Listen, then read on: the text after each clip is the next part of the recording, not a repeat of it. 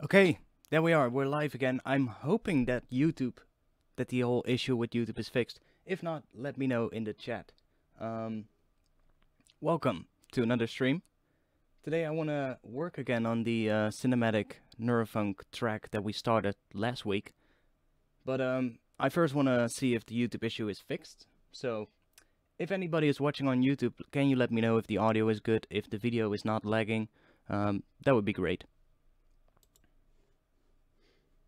So I'm just gonna play the track what we made last week, and I'll wait for some comments to come in and see if the issue has been fixed. I fixed some stuff in the settings in YouTube, so I hope it's better now.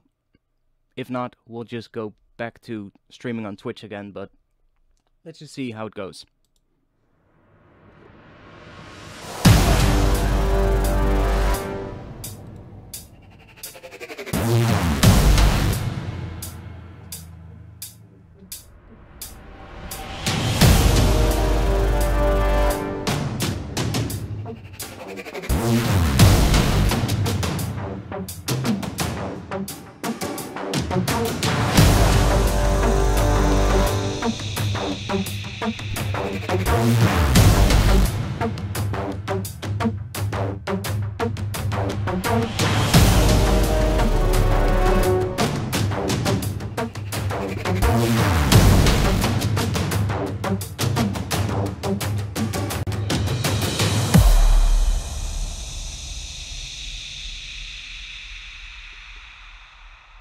Okay, so that's what we have so far.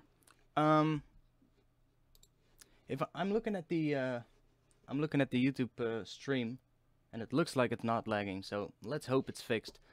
Anybody on YouTube, please let me know if there's any issues, so I can try and fix it. Yeah.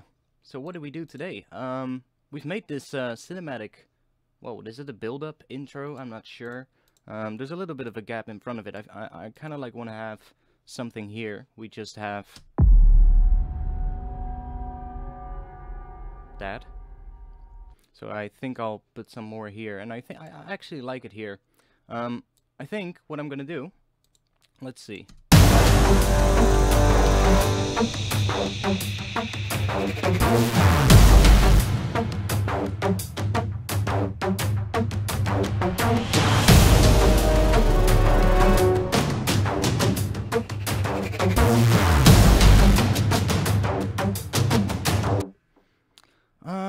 I'm thinking I might want to make a gap here in the drums, because here we're gonna build up again with some drums. We're gonna lead into the Neurofunk drop that's gonna come here.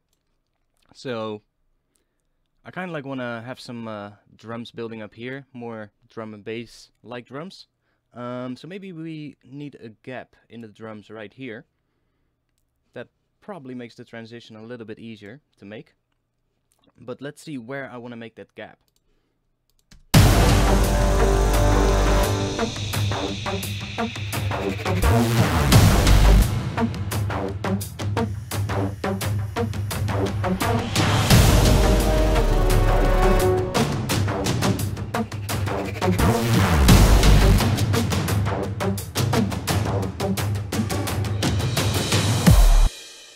Because right now it kind of feels like, I'm not sure, it doesn't feel right for the transition between the intro and the build-up.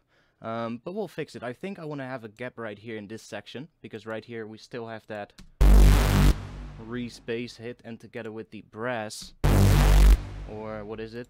The synths, and there's actually not a brass hit there, but still is a good big hit here. But there's some more percussion here that I think I'm gonna chop out, but we'll see. Critax, you're asking, do you put stuff on the master during production?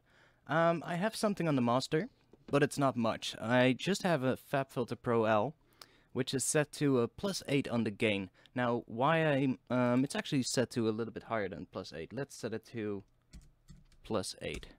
So why I'm doing that is that on my group tracks, so I'm grouping all my stuff, right? So I have my drums in a group here, and you can see that the drum group is set to -8 decibels. This means that I can simply, when I do something on a track. Now there's not really any effects going on these tracks. There's no EQing actually, so we should definitely get to that in this video.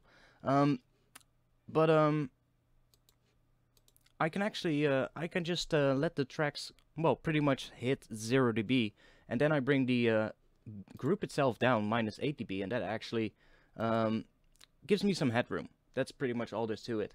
And the limiter is then just bringing the volume up pretty much only because otherwise the volume on the stream is going to be really low, and that's, you know, I don't want that. So I kind of like, so that you guys can actually hear what I'm doing, I'm just boosting the gain with the limiter, which is also there to take care if anything would go over 0 dB, so we don't get any clipping during the stream. It's not really doing much limiting, I think. Let's see what it's doing. Well, it is doing quite some limiting on the first hit, actually. But that's probably because we haven't really mixed this yet. There's a whole bunch of different hits stacked up on top of each other, and there's no mixing going on. So with a little bit of mixing, we can get rid of that, and we can get a lot more loudness out of this probably. The other thing on my master, let's see what I have here. I have a utility. I can turn that on, and that just makes my track mono, because I've turned the mono switch on here. So that's just there to check if my track sounds good on mono. And then I have isotope inside, which I'm pretty much only using, it's pretty much just an analyzer, so I use it every now and then, just to look up, you know, the loudness and maybe the stereo field, stuff like that. It's not really, really needed. It's not doing anything to the sound, it's just there to, you know, check up on things every now and then. And this is my Sonarworks reference plugin, which is currently turned off. I still haven't found a way where I can use the Sonarworks plugin so that only I hear it on my headphones, but you guys on the stream are not hearing the calibration sound, because Sonarworks is a headphone and speaker calibration software. So this will calibrate my headphones so that it actually sounds better. I can hear the bass better on when the calibration is turned on, but it also alters the way you guys hear the sound, and that's not ideal because you guys are, well, most likely not listening on the same type of headphones. So it might sound completely off to you guys, but it might sound completely fine to me, and that's not really what I want. So right now it's turned off, but I'm still looking into it. There must be some kind of a way where I can apply the Sonarworks plugin just to my headphones, but I'll see. I'll have to find out how that works. Anyone uses convolution reverb to make basses? Convolution reverb is pretty cool. You can use it for processing bass, definitely. I mean, to be honest, I think the rees in this particular one is pretty dry. Well, not really. Let's see. Do we have just a rees somewhere? Like I haven't even worked on this project in the last week, so I'm kind of like, I forgot a little bit, but oh no, it's not dry. There's quite a bit of reverb on it, but you know, you could process something like that, a rees like that, with convolution reverb. I mean, all that convolution reverb is just a reverb, but it's a sampled space, so you can give it, you know, some weird spaces other than a regular reverb, which is kind of cool. But you know, right here, this rees should just have a good reverb sound, like a good room sound, like it has right now, because this is quite a cinematic type thing that I'm making. So, hey ARTFX, are you using any cinematic sounds from your cinematic pack? I bet you're talking about the serum pack that I did, which is Cinematic Creations.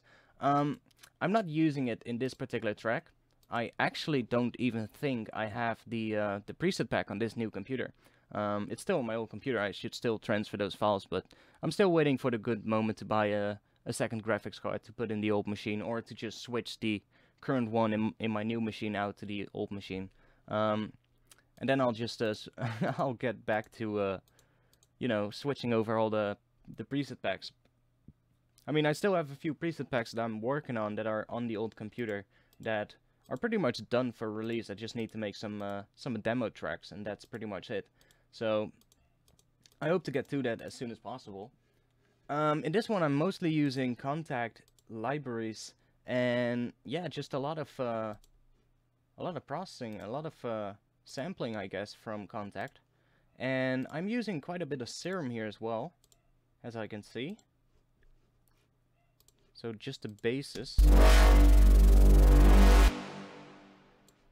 I bet we can get some more loudness out of that and process them as well, because like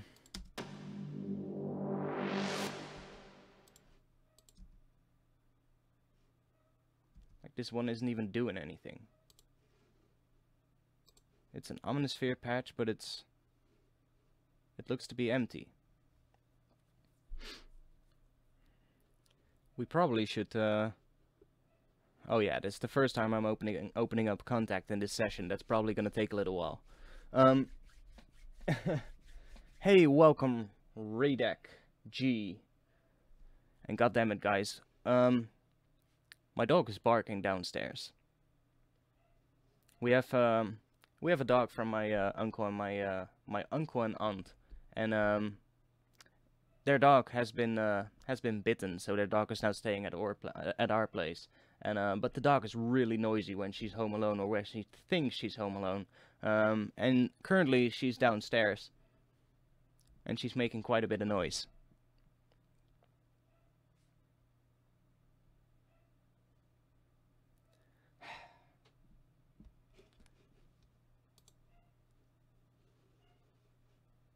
And Omnisphere is taking quite a long time to load up. Anyway. Okay, one moment, guys. I'm gonna give this dog a little lesson right now. One moment. I'll be back in a little bit.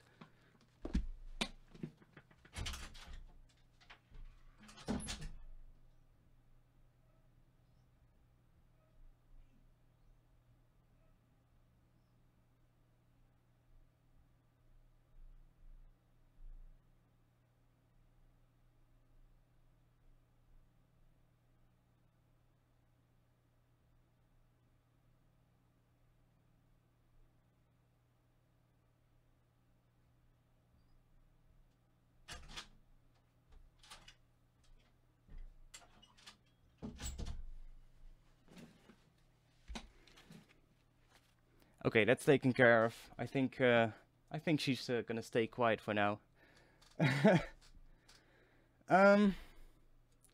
Yeah, so what were we talking about? I see Omnisphere is loaded, that's good. So, I'm not even sure what we had in this Omnisphere patch. Like, somehow the thing that was in this Omnisphere patch has not been saved when I saved it last week. So, I'm not sure.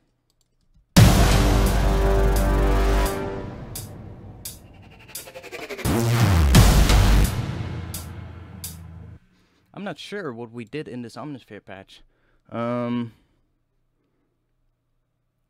Maybe it was a choir of some kind. Let's see. Did we do anything here? No, we didn't. There's quite a bit of processing on here, actually. What did we do?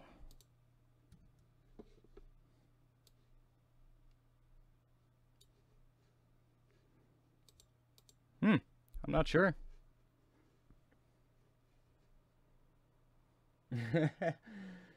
Yeah, I went to turn out the dog. No. The dog has been home alone because the other people in this house, they were going to the supermarket just for like half an hour or something. And the dog just gets really noisy when she's home alone. So she's downstairs right now, and she was barking all the time, so I just had to go downstairs and just tell her to shut up. And but the other people just came back, so that's good.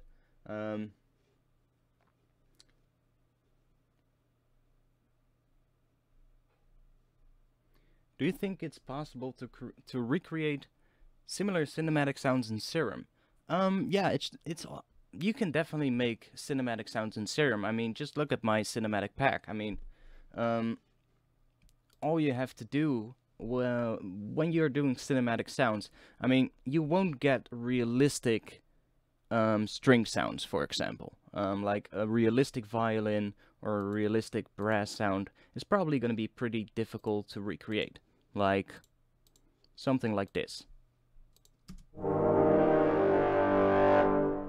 I mean, that's probably going to be hard to recreate in Serum, but you can definitely get a more synthetic sounding version, like a synthetic brass. That's perfectly possible. I might even try that this stream, if you guys want to see that. And just try and double up some sounds with cinematic versions or synth versions of it. So yeah, it's perfectly possible, and especially with the noise oscillator in Serum. I mean, you can just sample sounds and just drop them in the noise oscillator and use them as samples, pretty much. So you can always make something sample based with it as well. I did that in the cinematic pack as well. I sampled a bunch of choirs, and I just included a long choir note in the noise oscillator. And you can use that, so you can make like a synth patch and then layer that choir noise oscillator in it, and then turn on key tracking on the noise oscillator, and it will actually sound perfectly fine. So it will be perfectly in pitch with the synth patch that you make with the oscillator. So you can actually do stuff like that. So you could do that with a violin as well, or you know, anything basically. But it's never going to be as realistic as a multi-sampled contact library. You know, some of these libraries comes with tens of thousands of sounds, and you're not going to be able to recreate that within a synthesizer that easily. Probably even not. So, but I mean, it kind of depends what you want. You know, if you want to make more synthetic sounding cinematic music, or electronic music with a cinematic vibe, then you can do cinematic stuff with synths as well. So, you know, but we can definitely try something here. I mean, that could be a cinematic sound as well. I mean, it's just the way it's used right now. It's layered on top of the bass. But that could be a cinematic sound as well. If you one key to cinematic sounds usually is quite a bit of reverb. A lot of these sounds have a good amount of reverb on them, which gives them a sense of space, a sense of ambience, I guess. So, but you can make cinematic sounds with a synth like Serum pretty well. It's just it takes a little bit of a different approach, I guess, than just making a regular bass sound or a regular synth. Just takes a bit of practice.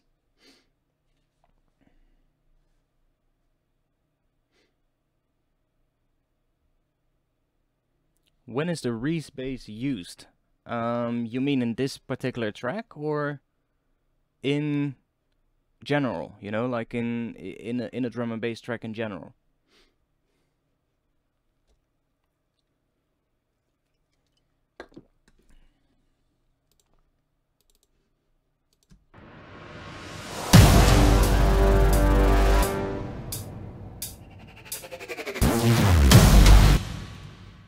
So I also have a clip here that's turned off. I'm not even sure if I want to use this, but it's still pretty interesting. So this is a patch in Symphobia. It's by Project Sam. It's a contact library as well. It's a cinematic library, but it sounds a bit like this.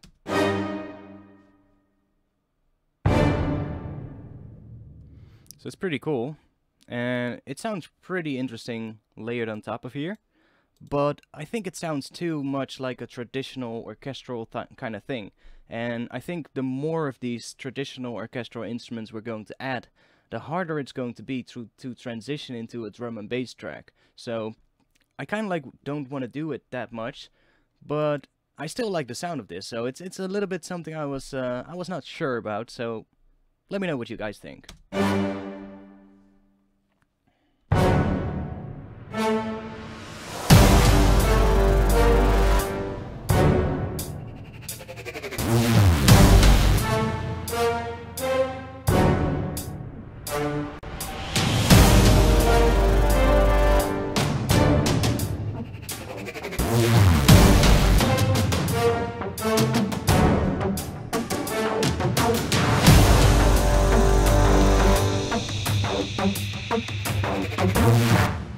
So I kind of like it. I mean, it sounds a little bit empty without it, but I think it's too much of a traditional orchestra vibe, so I'm not sure. Okay, in general, yeah. Well, in general, the Reese bass is just used during the drop. It's just the bass, you know. So right here, the Reese bass would be this one. So right here, I'm actually using it in a build-up kind of setting. This cinematic part could be considered a build-up. We're building up tension through this part. I think we're actually not building enough tension right now. I think there should be maybe a riser for the full length of this so that it builds up even more. But we are using the Reese bass right here. So this clip that's highlighted right now, that would be a Reese bass. It's actually a really simple Reese bass. There's not any processing going on, so it's actually a really simple one. As you can see, it's just a saw wave, 6 voices, and an arch filter. Some distortion here, but that's pretty much it.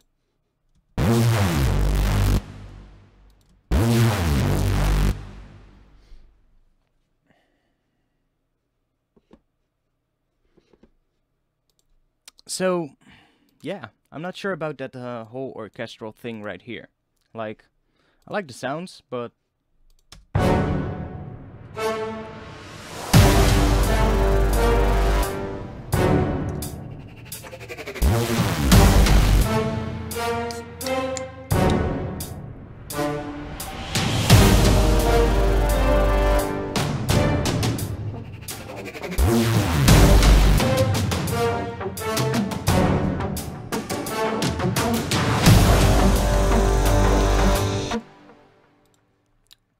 now I'm not sure what we did in this particular one.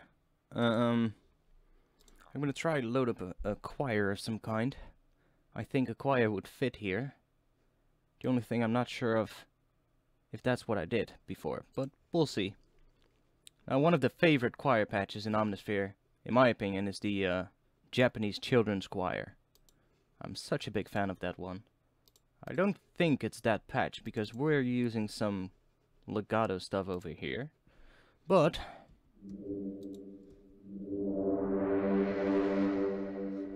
I don't think that's what the patch was, but it probably was a synth of some kind. Probably was a synth. Not sure, but let's just get rid of all of this.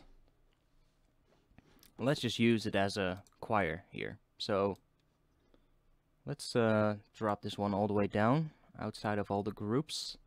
And let's group that in a new track called Vocals. Let's drop that to -8 as well. And which color haven't we used yet? Let's do pink. I guess pink matches the vocals. Whatever.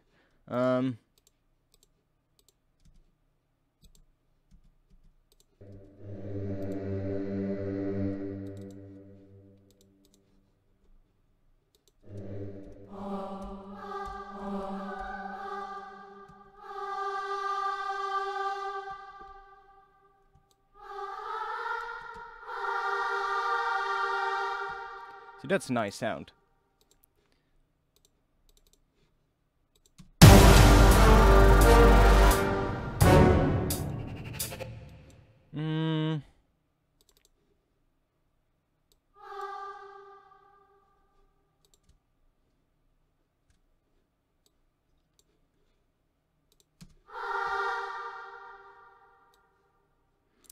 Let's see where we want to put this.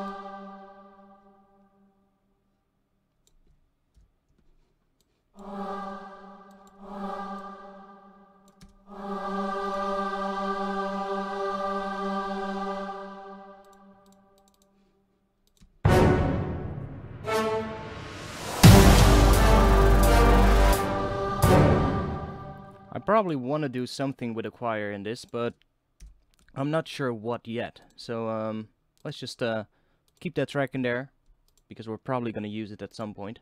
Now, let's see, what do we have?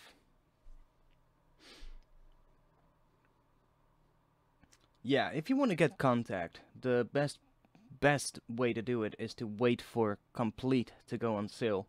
I bought Contact separately of Complete, so I haven't even got Complete. So I bought just a few Native Instruments plugins over the years, and I actually regret that right now. I wished I would have just got Complete, because now I still want to get Complete, but that means I'm gonna pay for stuff that I already have, which is pretty, you know, pretty annoying, but whatever.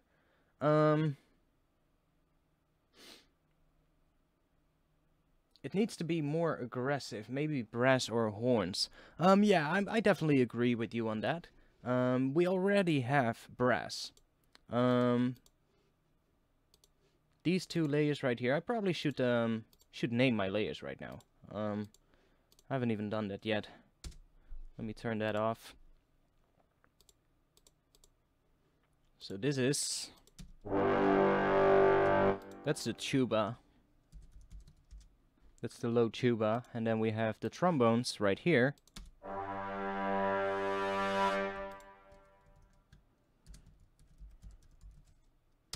And the tuba is actually a tuba and a bass trombone together.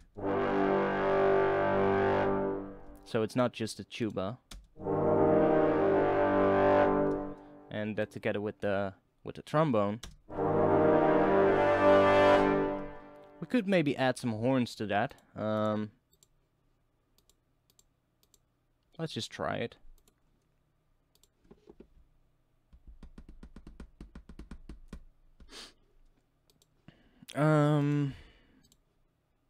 Let's bring up Contact.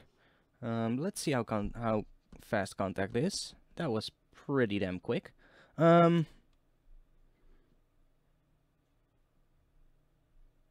Let's see. We have the woodwinds here, or the brass. Let's see, the brass and then the horns. Let's try that one.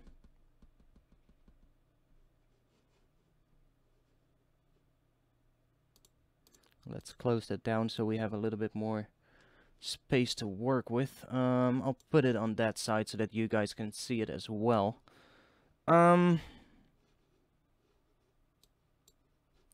Wait.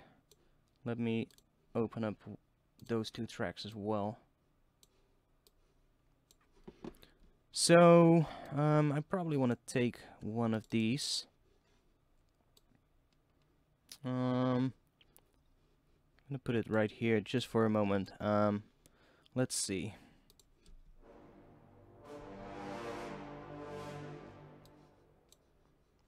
Okay, so right now it's using a okay, there's a key switch in this particular one. I think I used a different library than the Native Instrument brass.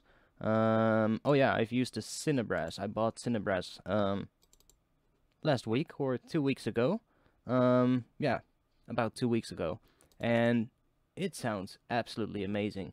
So we have quite a few things that we can actually still use. See, I've used this one, the bass trombone, and I've used the trombone ensemble. Let's add some trumpets to it, I guess. So the trumpets ensemble. Yeah, I want to replace that.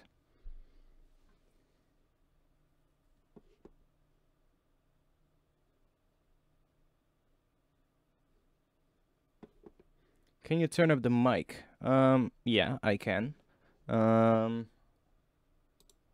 Let's see. I can just turn it up here. 7 dB, is that enough? If it's too loud now, just let me know. So now we have Cinebrass, which has the mappings here.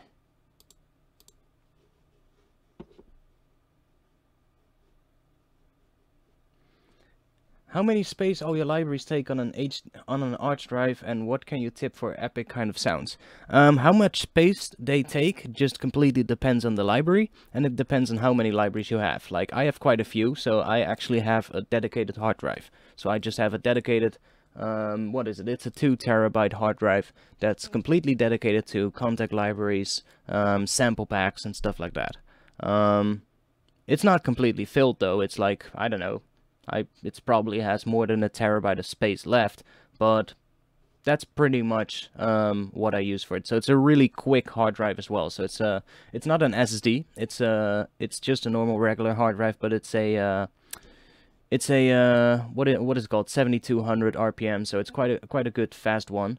And that helps with the loading speeds of the samples in Contact, but it also helps with just loading samples in general, you know. I store pretty much all my sample packs on there. So, yeah, let's see how this sounds. So we have the mappings here. Let's see, key switch map or key switch. Yeah, key switch map is probably what we want to use. F0 is legato. Okay, so the trumpets only play legato. That's fine. But we can do a polyphonic legato here, which is pretty interesting. Let's try that actually. So that could... We actually have something here. Let's see what we're doing. So we're going from D sharp to D. And in the other one we're going from A sharp to D as well. Let's see.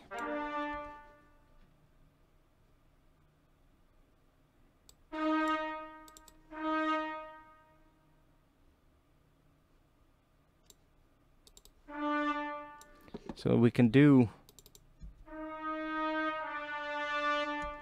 That's D sharp to D. And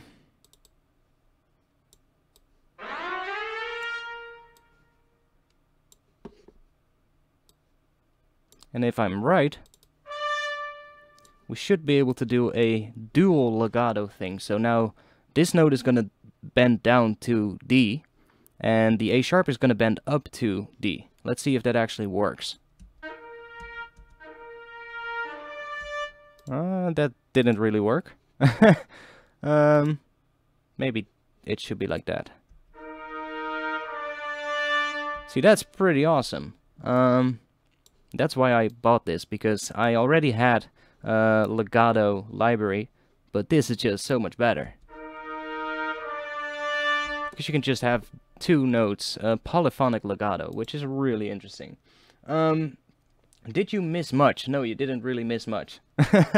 We've pretty much just been going through the whole piece that we made.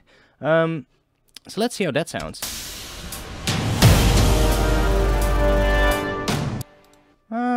That could work.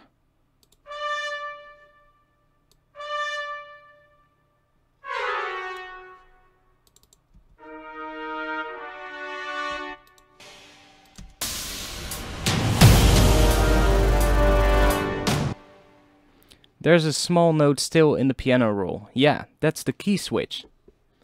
That is the key switch.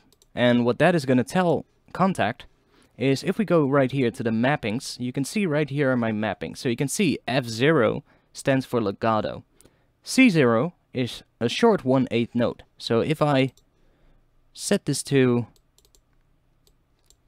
C0, so as you can see I'm making a little note there at C0, and now this is probably going to sound different. See? And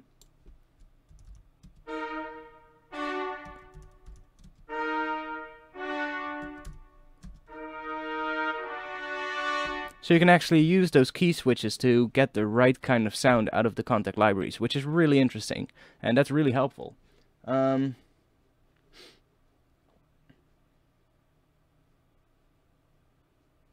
don't hear the legato? There's clearly a legato sound in there. I mean, I can bring it up. I can bring it up if you want, and I can change the speed of it.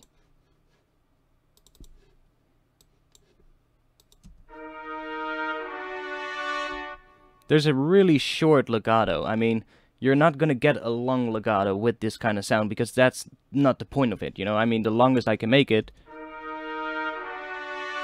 is that, and that's really subtle still, because, you know, playing legato on a brass or on a string or in an orchestra, they don't create huge glides, you know, that's not what they do. So you're not gonna get that out of the library. It's not like a synthesizer legato patch that you can have these really ridiculous glides. That's not what's going on. But maybe we can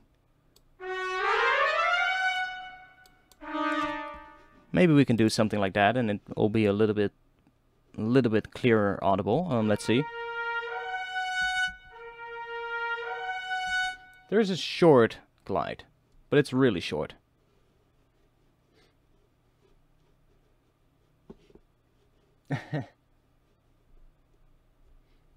No, there is clearly a short pitch bend. I mean, if I take it out completely,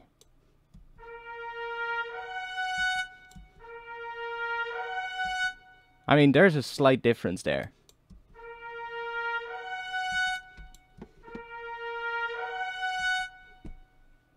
I can clearly hear a glide.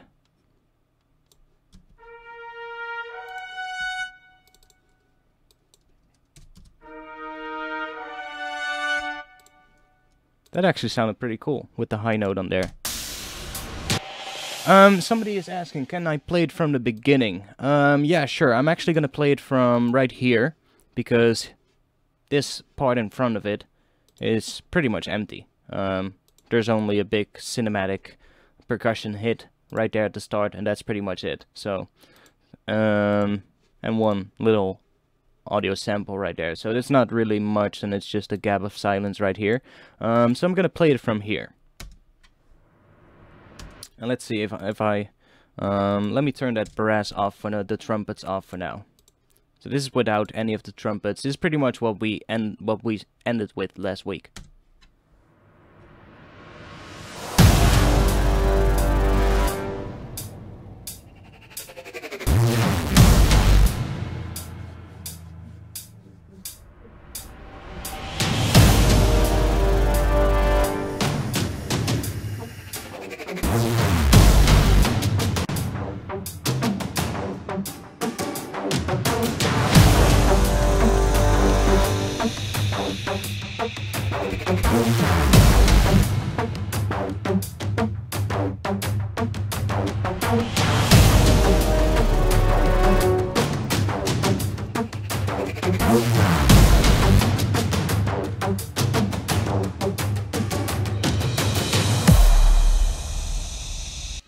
So right now, what I'm getting from this, it's like a good cinematic thing, but I don't really get a sense of building up tension right now. It's kind of like a nice cinematic part, a cinematic piece, but it's not really building up tension. So I think we should start working on that. We should start trying to make some risers that build up towards that final moment. And adding the trumpets can help with that. So maybe in the second part here I want to add these trumpets. Let's see how that sounds. Probably not there.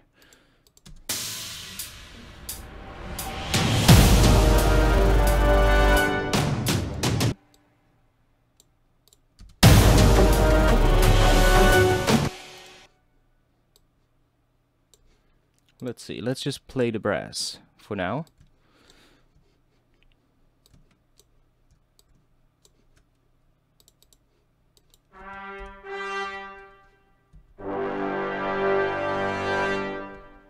I mean, that is good enough, probably.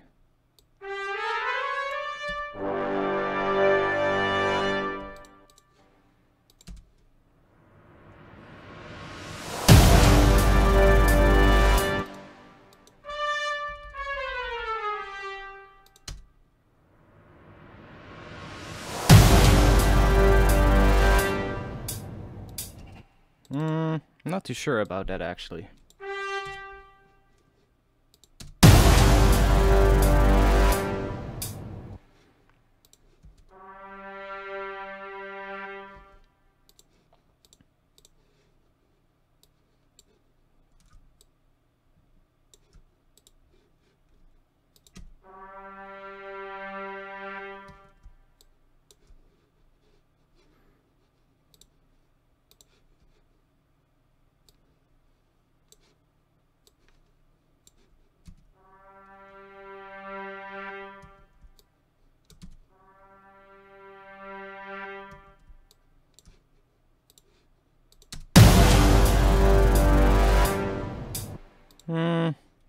Like, I think it's fine to have these coming in at the second half. I think that's gonna be nice. So right here, let's say I'm gonna bring these in the second half. I mean, we can also add horns still, so I think horns would be good in this half. Greetings from Germany. Greetings from Holland back. Welcome to the stream, guys. I'm seeing we're having 41 viewers right now. That's actually pretty good. That tells me that the YouTube streaming issue with my stream that we had the last few weeks has been completely fixed. I changed a few settings. Like, I was going in the settings of my YouTube stream, and I saw that there was a very short delay that I, set up in my stream. And I thought, maybe if I make the delay a little bit longer, it's actually gonna fix the buffering issues that we've been having the last few weeks. And judging by the amount of viewers, I think it's solved right now. So, great job. Thanks for you guys for sticking with me. But we're back on YouTube, and from now on we're gonna be back on both YouTube and Twitch, which is gonna be much better because we're just gonna simply reach more people.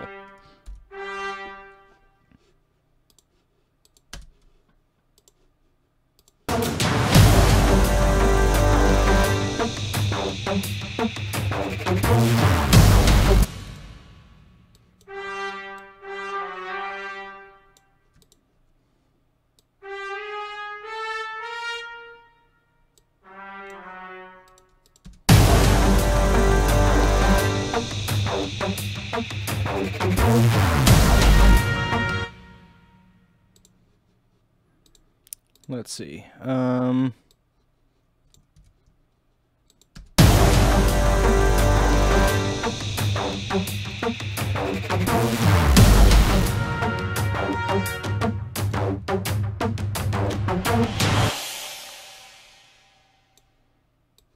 See, that already sounds a little bit more like we're starting to build tension, because right here I'm using the brass only, well, very, I mean, how long is that? That's 8 bars. So every 8 bars the brass comes in. And now I'm breaking it up, and I'm actually bringing this trumpet in after 4 bars again, which is, we're increasing the amount of that brass coming in, so we're increasing the tension in some kind of way. It's very subtle, but it is a way of increasing tension. And if we then fill that up with even some more risers building up, I think that could be a good thing to do. It'll give us a more build-up kind of feel. I hope, at least. So...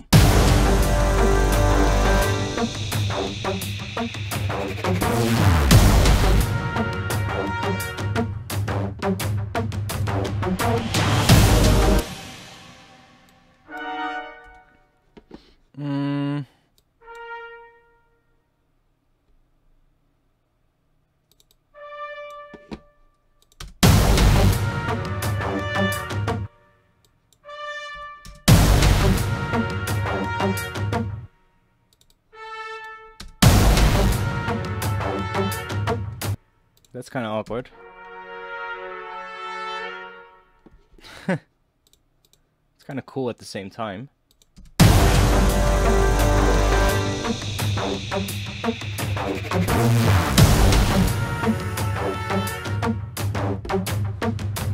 But I don't like that it's bending back. Let's see if that fixes it.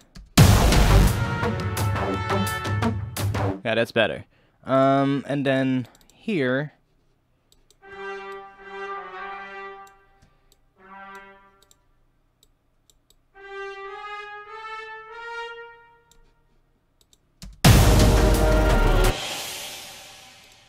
let's see, we are at G. Yeah, that's a G, but with a D sharp on top.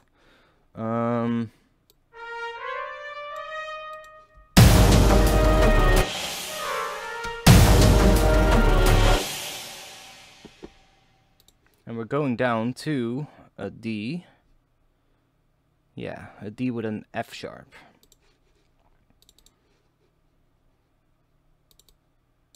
So let's try that. D and F sharp. Let's see what that's gonna do.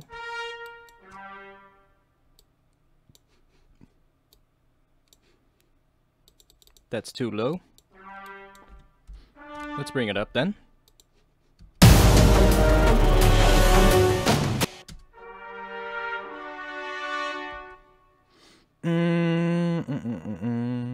Do I like that?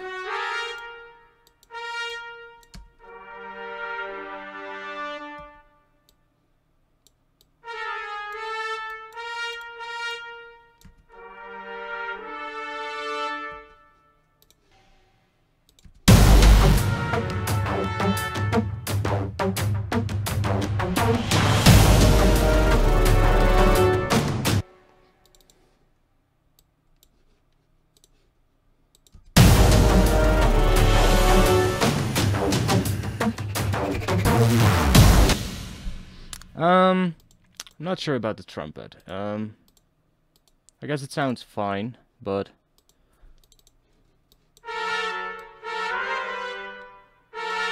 let's just put that there again.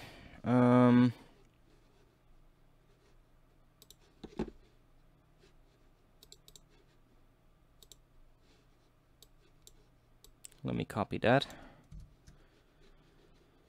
And I should also go in here, yeah. Okay, so let me copy this as well.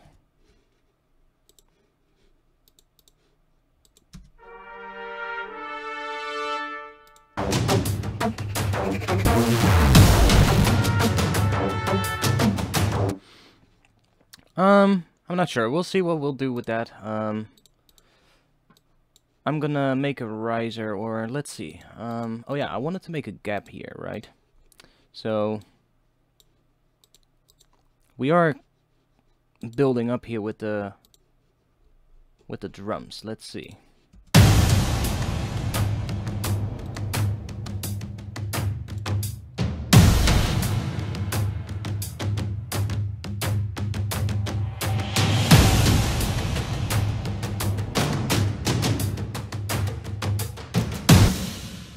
I think I want to stop the drums there. So let's see, what do we have going here?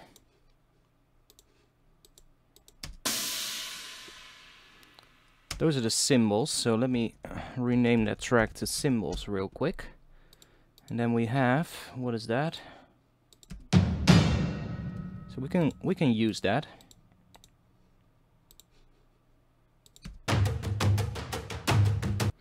And this one should stop then, if we're gonna make that gap.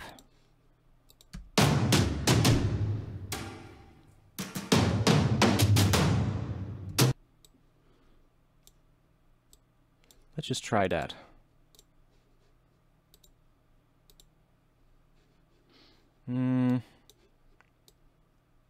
Let's just move that one across, so that we don't get a double hit right there. I mean, I don't want to have a double hit there. I just want to end it right here so that we get the hi-hat. Should it continue? Yeah, let's just keep the hi-hat there.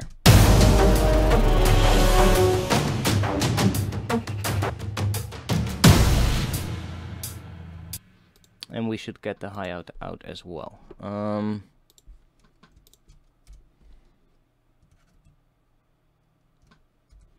Okay. That's kind of awkward.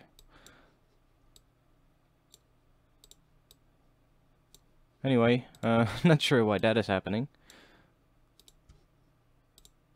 If I move these clips, they suddenly get shorter. Damn. Anyway, they're the right length now.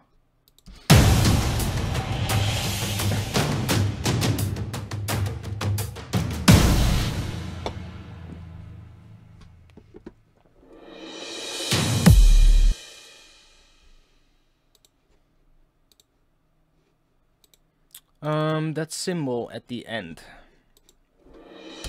I don't want to have that. I think that's too much. What scale is this? This is in G harmonic minor.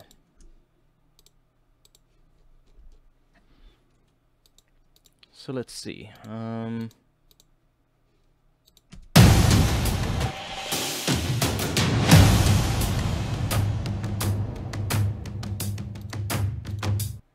There's quite a bit of reverb on something here. Let's see what it is. It's not that.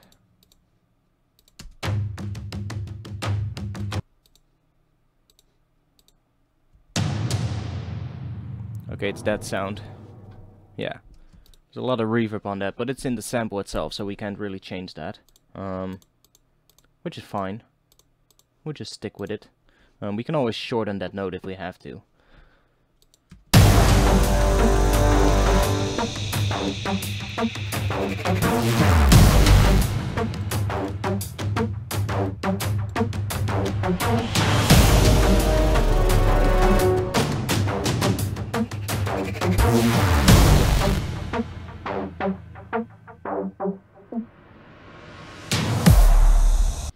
See, and then we can transition into a build-up a bit easier. It still needs a bit of work, but that gap in the drums definitely helps, because otherwise the transition would have sounded a little bit weird. Now we can actually probably get started with putting in some drums here. So we need some drum fills, I think. Let's see what we want to do here.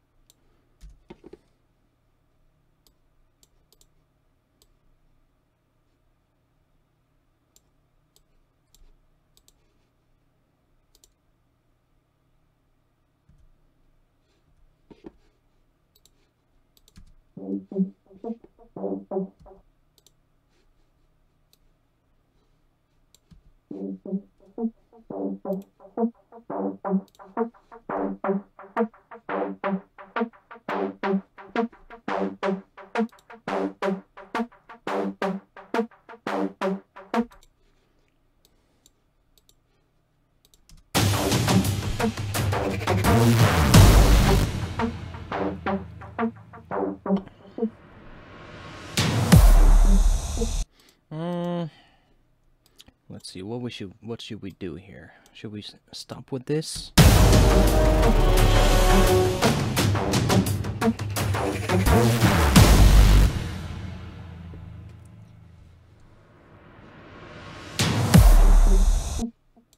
I probably want to bring some other sound in here, maybe some kind of a bass sound, something like that.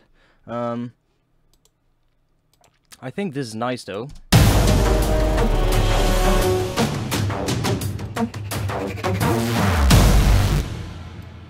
We can fill this up with some kind of a sound effect, or I don't know, a vocal maybe, something. We need a riser as well that's leading up into here. Now I have something here which I'm seeing just right now. Let's see what that is.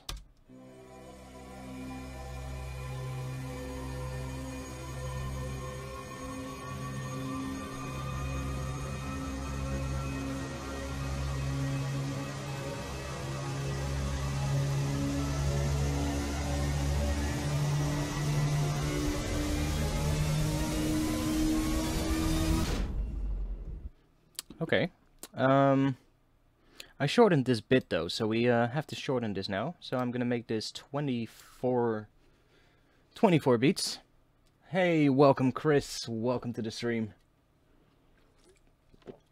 And bass, yeah, I'm definitely, I think we can fill this up with a bass sound or with a sound effect, something, maybe a granulized kind of thing, you know, something weird, maybe combined with a vocal, who knows. And then we're gonna go into the build-up. Now, I don't want to focus too much on all these details right now. I kind of like want to focus a bit more on getting some of the build-up done, and maybe even starting a bit on the drop. But we'll see. We'll see how far we can get today. But I want to put in that riser first. So I showed you this Kontakt library last week as well. It's Kontakt. It's Native Instruments Rise and Hit. And it's very nice. You can set that you basically have a lot of layers that you can pick from. So these are all layers that you can make cinematic rises with, and you have all these different categories. That's pretty cool. And you can specify here, you can say like what kind of sound that you want. So let's say I want to have a gliding sound. There's not any in this category. Okay. Let's go to this category. I want to have a gliding sound. Okay, there's quite a bit of stuff in here. Let's just start with the first one, and it loads it up, and then we can, you know, listen to it and see how it sounds.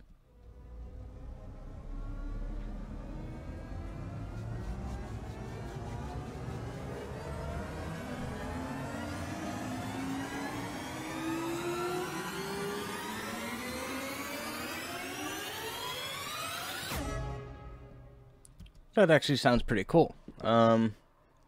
We can go to one of the other ones and see how those sounds.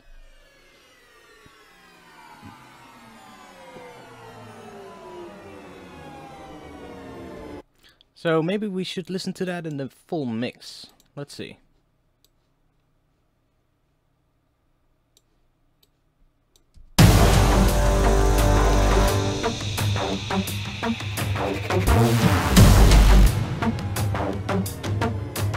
See, this one is going down, so I don't think that'll work.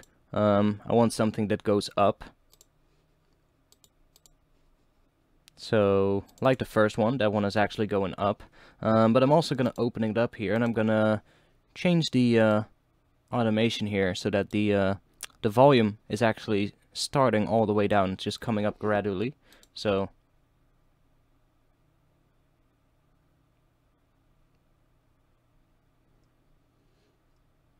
it's not doing anything. Why is that?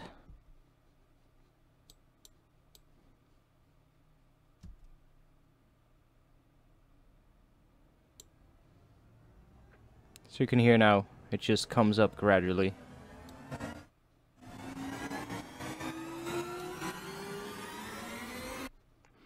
I'm gonna unlink these and I'm gonna turn the tail off.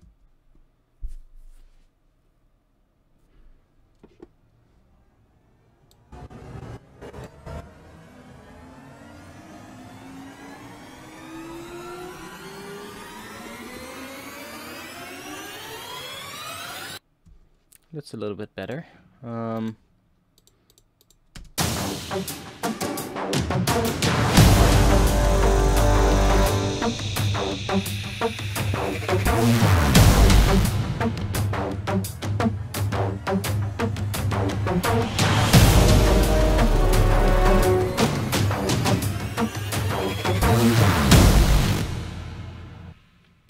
It's better. Let's see, we can pitch it down, I think, yeah. Let's try pitching it down a full octave.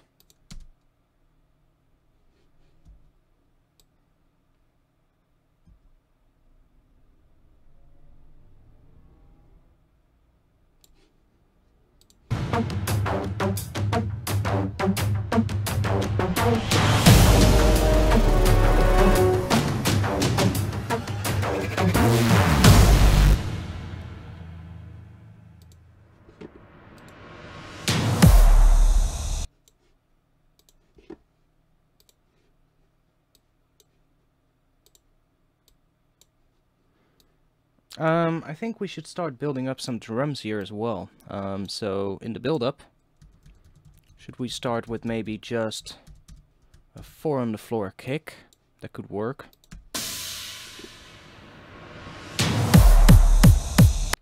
That could work. We need to filter it in probably, and I guess I'll put a utility on here so that I can automate the volume.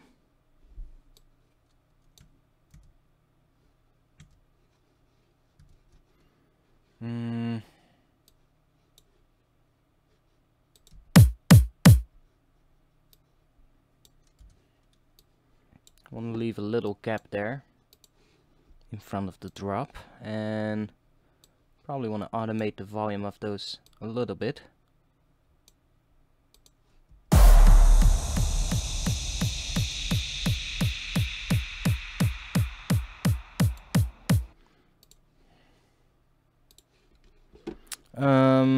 We probably want to do the same thing with a filter.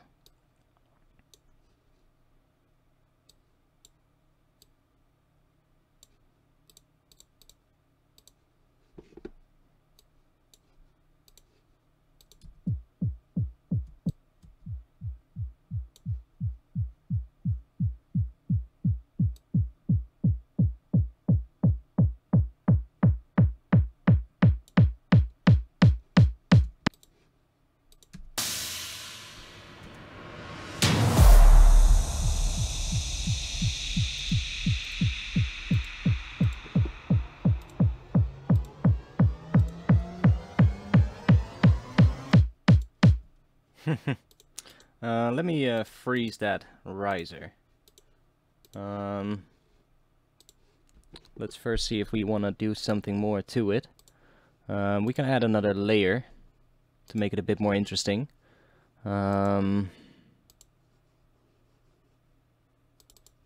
Big choir, something like that maybe.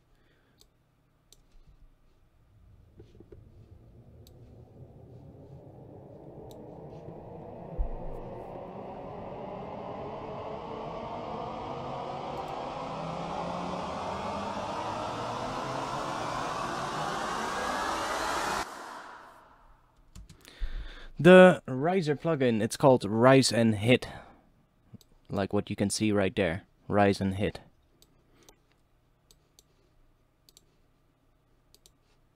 So let's freeze that.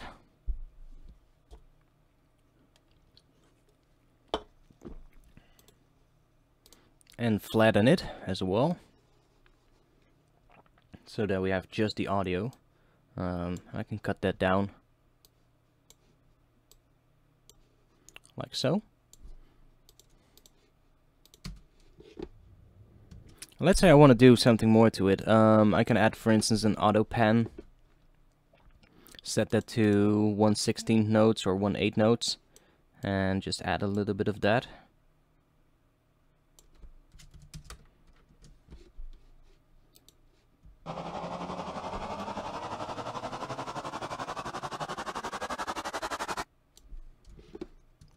And we can automate that as well. That could be cool. And then maybe automate it down right at the end.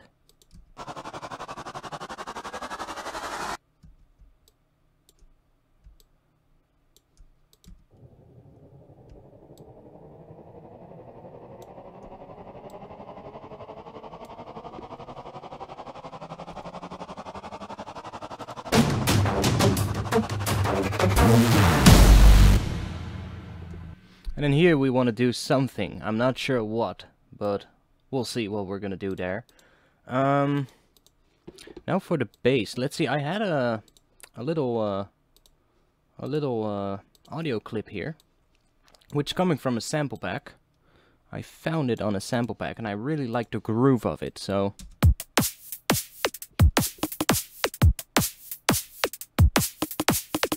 I really like that groove. So I'm thinking maybe we can copy that. So it's pretty much snare on here and here.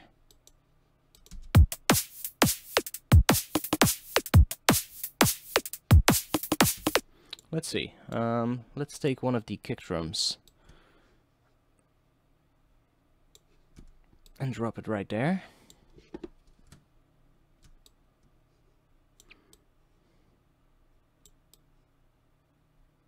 I'm just gonna try and copy that pattern, but with my own drum sound. So the kick should be like that.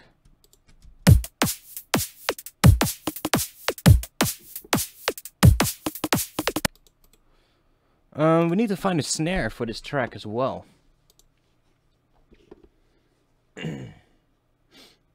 Idea.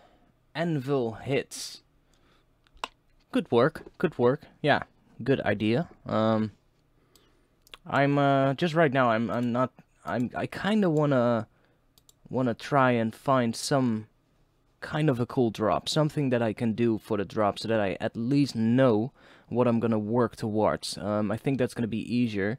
I can continue building this cinematic intro, but the bigger it becomes, the harder it will be to actually go into a drum and bass drop. So I think it's a good idea for now to just stop working on this and start working on what comes after it, and then we can always go back and fill up this if it needs to. Like, it definitely needs something, but what, I'm not really sure yet.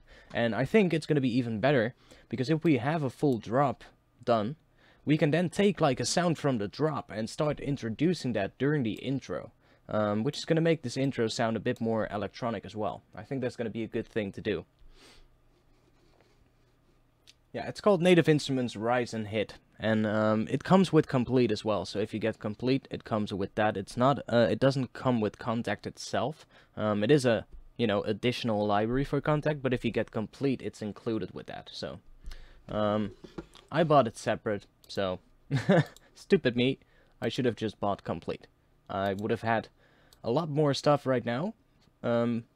For probably about the same price that I paid in total right now. So. Do you have Alchemy? No, I don't. Alchemy is made by Camel Audio. Camel Audio has been discontinued. They have been bought up by Apple. So, Alchemy right now, you can't really get it anymore unless you own Logic. So if you have Logic, it's built into Logic. I think it's Logic Pro X, or whatever it's called. I'm not a Mac user, so I don't have Logic. But it's included in Logic now. Same for, what is it, Camel Fat or Camel Crusher. I still have Camel Fat, luckily. I still have my old Camel Fat. But I don't have Alchemy. Which is a shame, because I used to use Alchemy quite a bit. But I don't have it anymore. I'm not sure where the installation files are. And there's no way to, well, to get the files from the Camel Audio website anymore. Because the website is gone. Or I think it is. I think the website just redirects straight to the Apple Logic website, so. It's a great plugin, though. Alchemy was a great plugin. Absinthe is a little bit similar, I would say, but it's not the same. You know, it's not the same as what Alchemy did, so. Let's find a snare.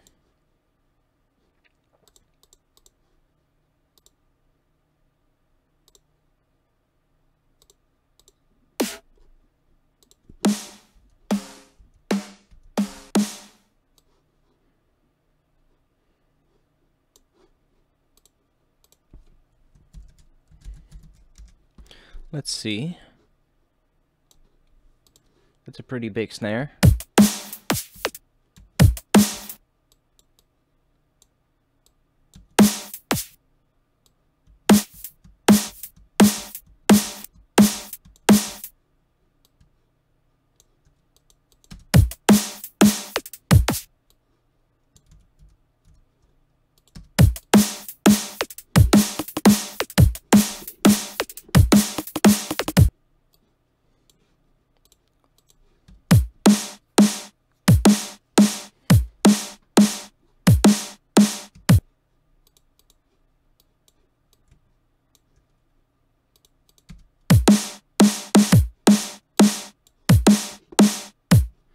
See, I think that pattern can work. Where is it? It's back there. I'm gonna keep this loop in here, but it's turned off. Kind of like so that I can see where they were doing the quicker bits.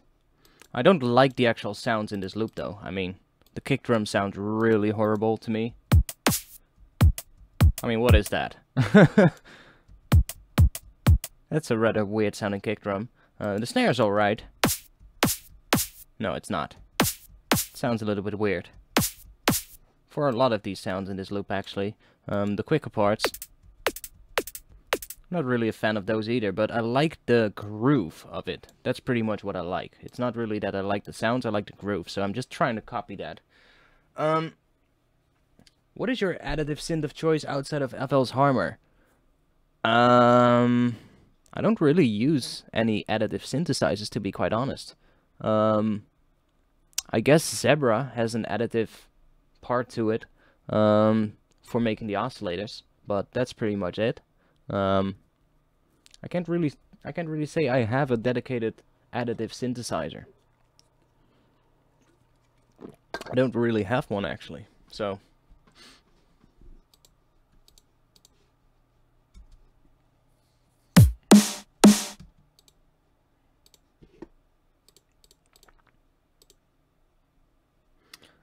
Let's see, we have a respace in the intro here, which is very basic. Let me duplicate that track and get rid of the MIDI tracks here, or let's just get rid of everything but one. Let's put that right in here.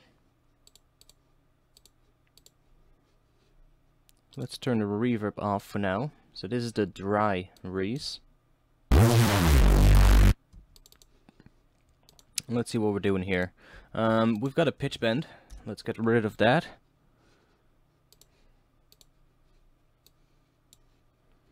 And oh wait, I should move it down here.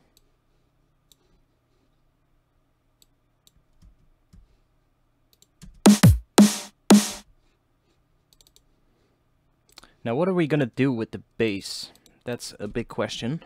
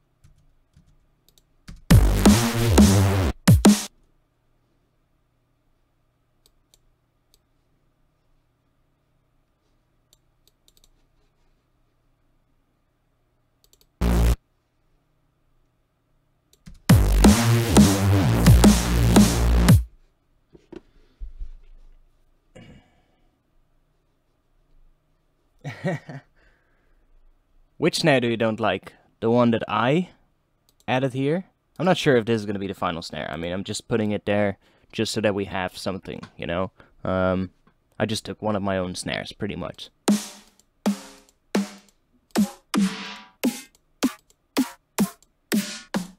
I mean, I have quite a lot of snares here, actually.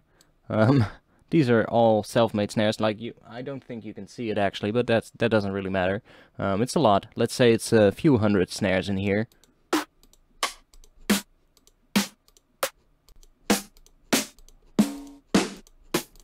And we can see which one fits if we have some bass going, right? Like right now, you're just working with a kick and snare. Like it's really hard to figure out if that will work, you know? And I mean, this snare actually sounds pretty good.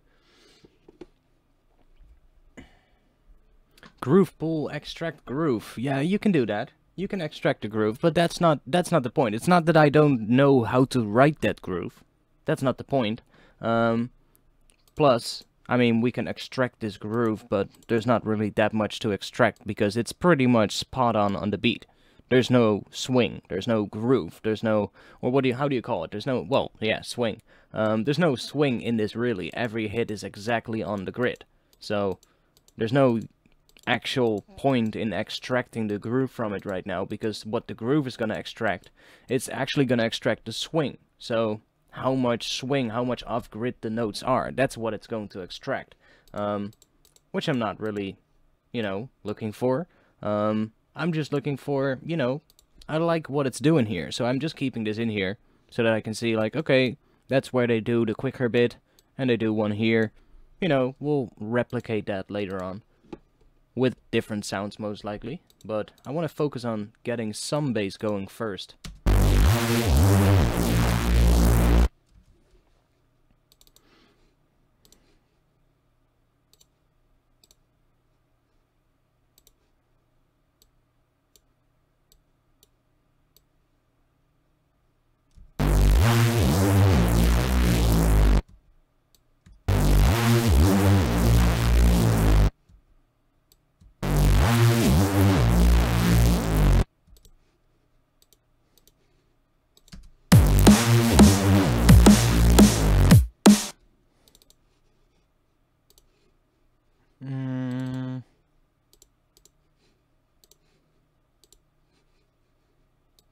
I mean, we're not doing that much with the res right now.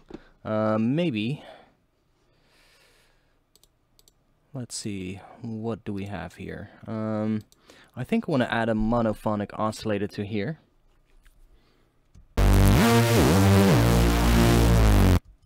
That's gonna help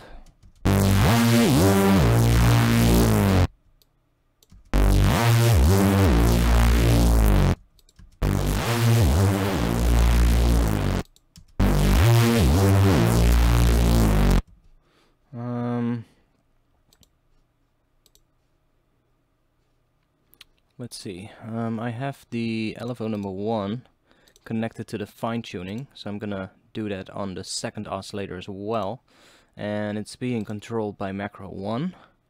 And how much is the range? It's 53. Come on.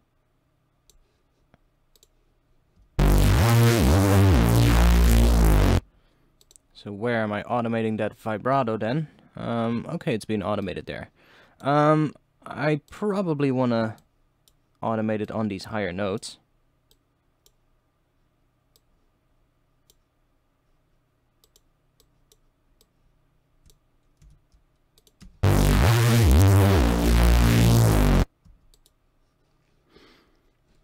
And I think we should add some more processing to this, so I'm thinking a low-pass filter for sure.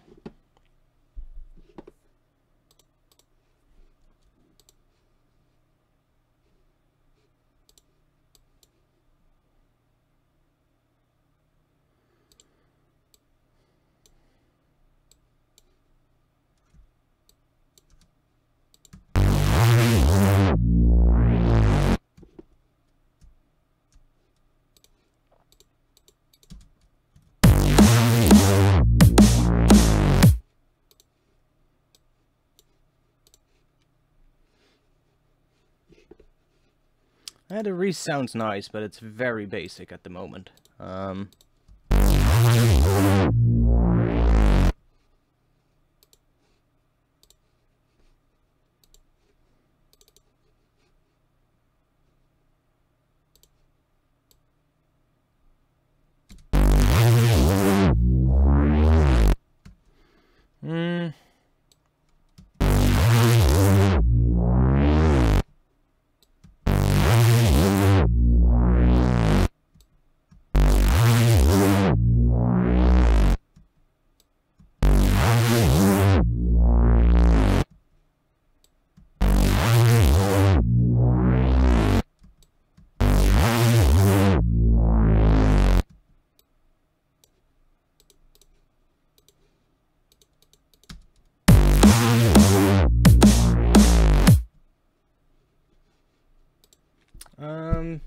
I think a stabby bass indeed in this section could work.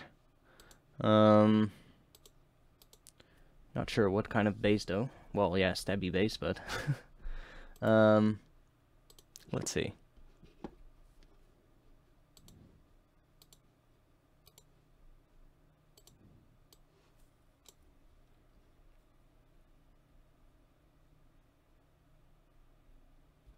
Maybe make that Reese autofilter less dB per octave. I can switch it to the 12 dB per octave one.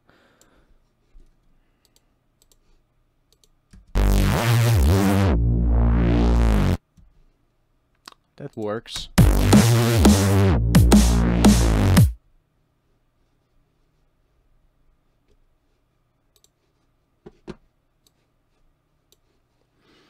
Let's try make a stabby bass real quick.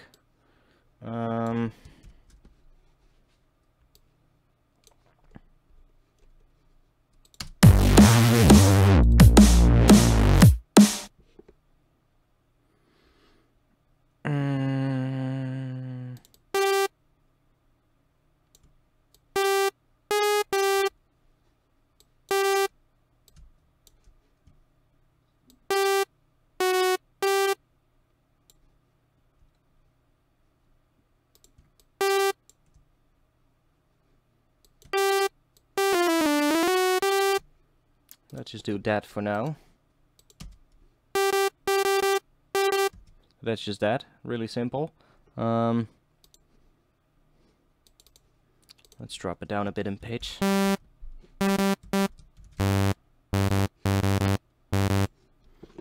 Let's see if we can make something.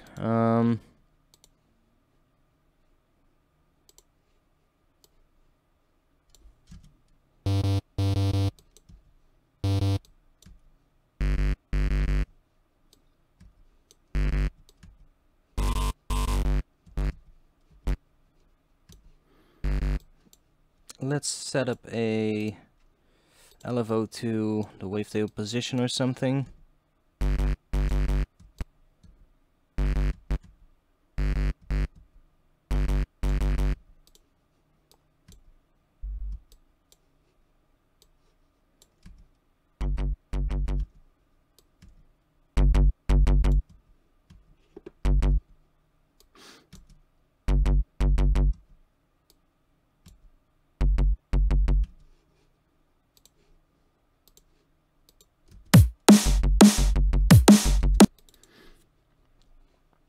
I think I want to do a faster thing maybe.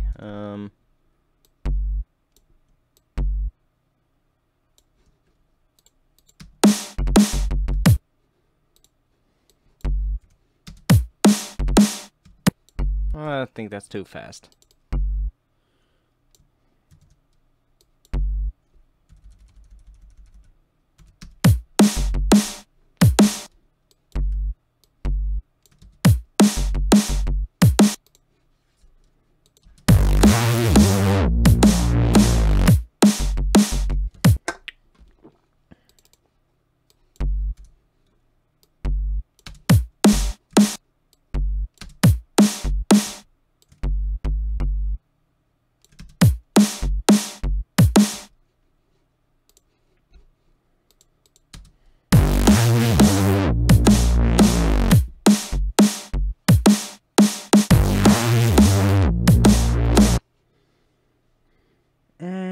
Would be cool to have metallic snare layers in the second part with a bass that plays one note, kinda like Shell Shock. Yeah, that's a good idea. I'm thinking about what they're doing with the bass in that one. I mean, I know the track very well, but I'm kind of like thinking like, what were they doing with the bass there? I'm not sure actually. Map the same LFO as filter to wavetable to distortion. There's no distortion yet on here, but that could work.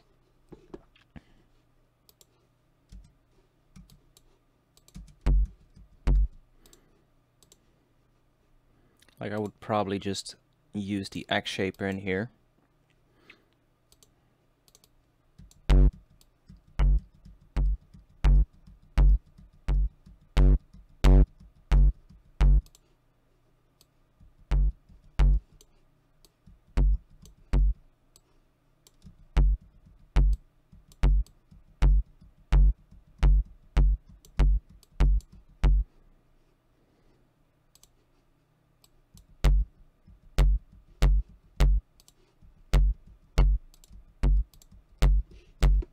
I like what it's doing there.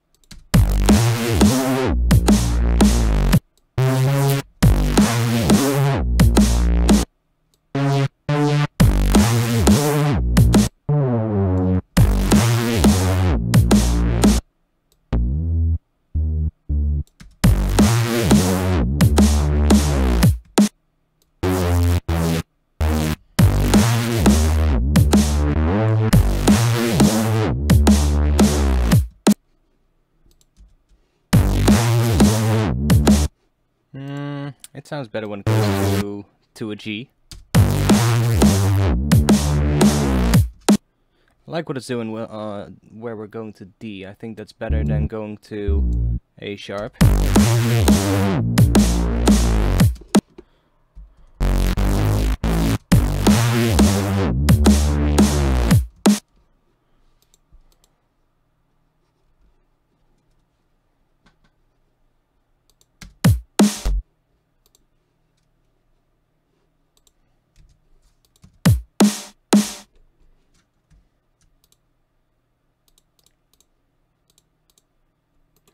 can try do some metallic snares.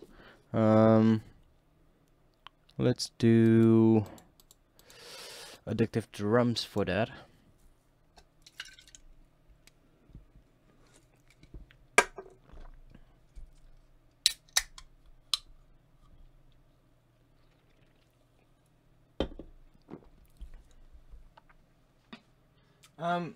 If there's any questions, guys, about what I'm doing, then let me know in the chat. If you want to be part of the music production community, there's actually an invite link to my Discord server underneath this stream.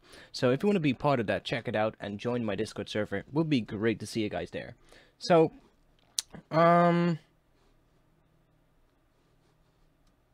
drums has nice snares in it. So, let's see.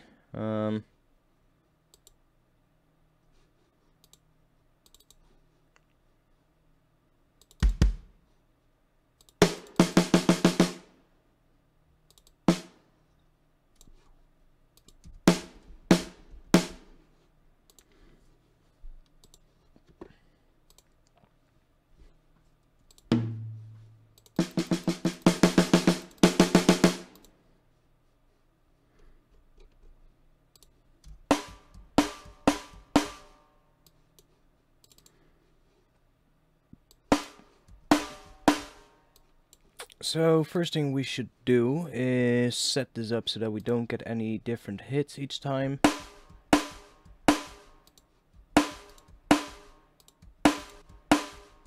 Turn all of that off. Let's make that a bit shorter.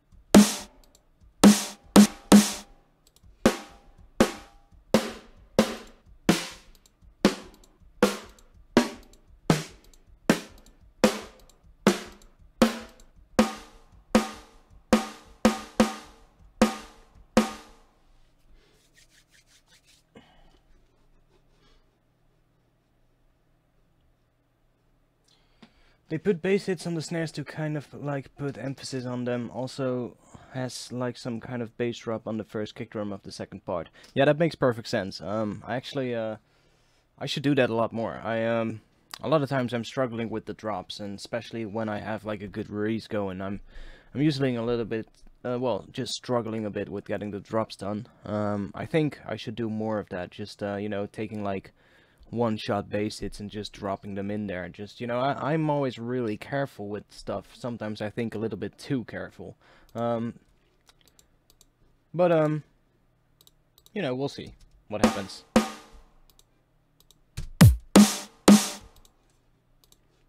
I like that snare sound.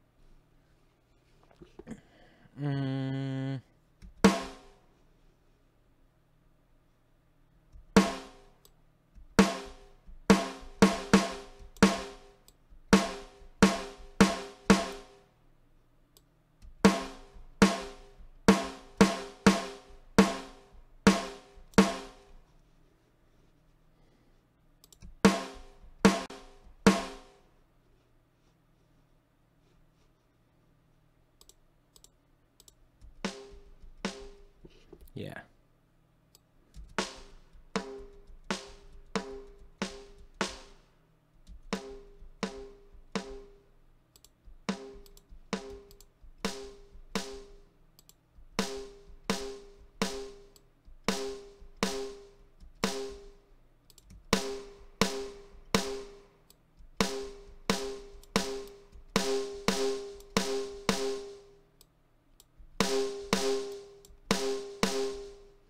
That's adding a lot. Let's bring the overheads in.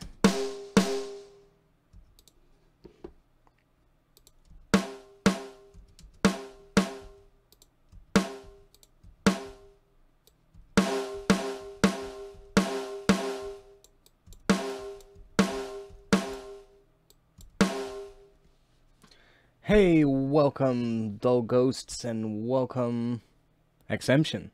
Welcome back.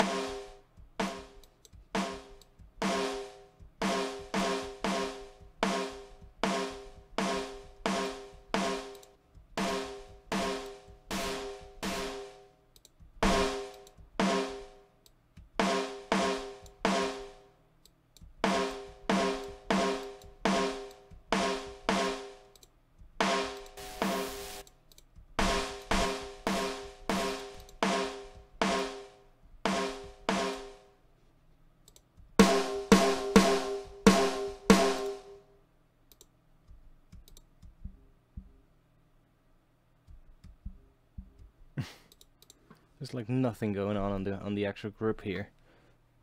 Like, why is that turned on?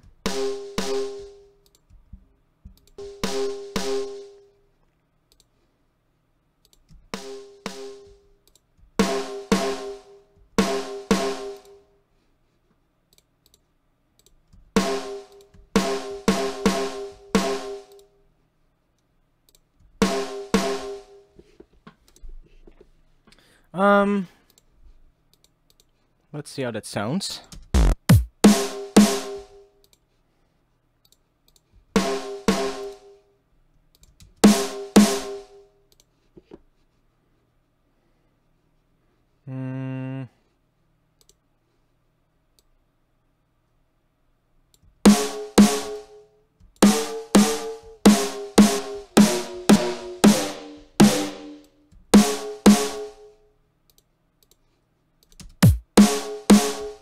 I mean, they're a little bit too long right now. Probably want to make them a bit shorter.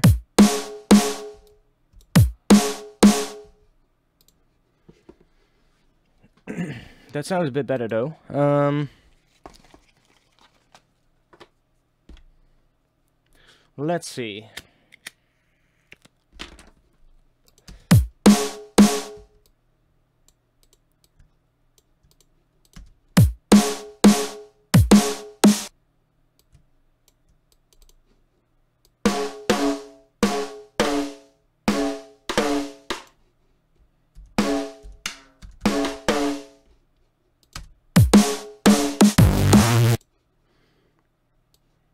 Let's just focus on the second half right now.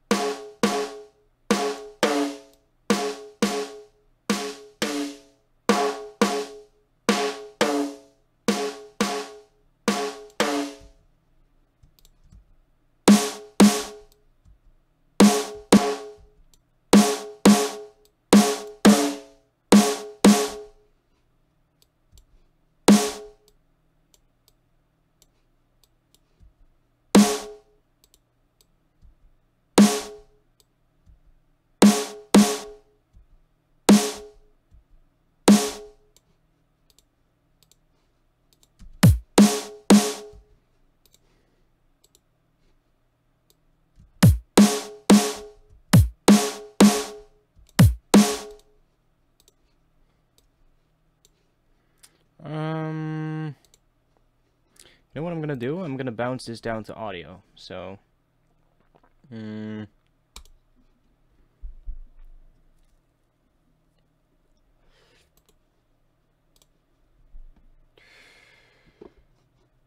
so we have two different ones now. And then we can just use the audio. I think that's a bit easier. We can always pitch it down or up if we have to.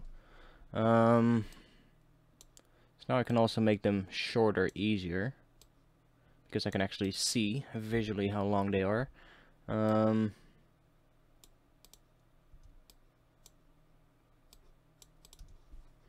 we have this one, and then we have that one, which is slightly different. And I can also take a little volume fade on this one to make some room for the transient of our original snare.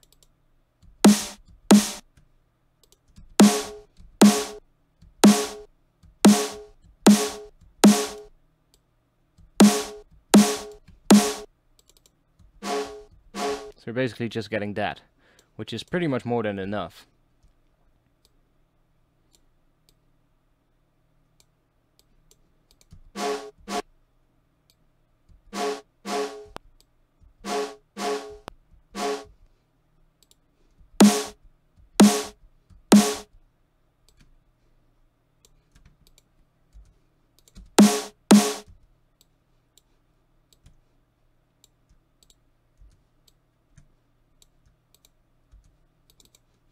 And then for this last one, we're gonna take this one.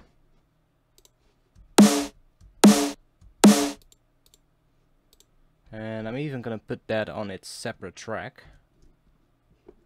because I might want to do a little bit different processing on that one, because it has a little bit more low end.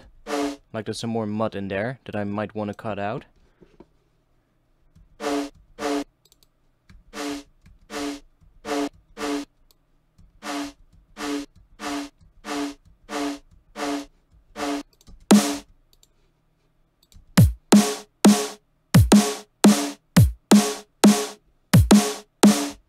Something like that. Let's see, what do we have?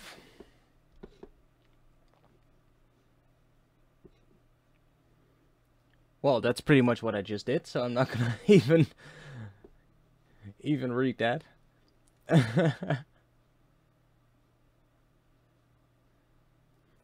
Of course, Serum holds its ground compared to Wavetable.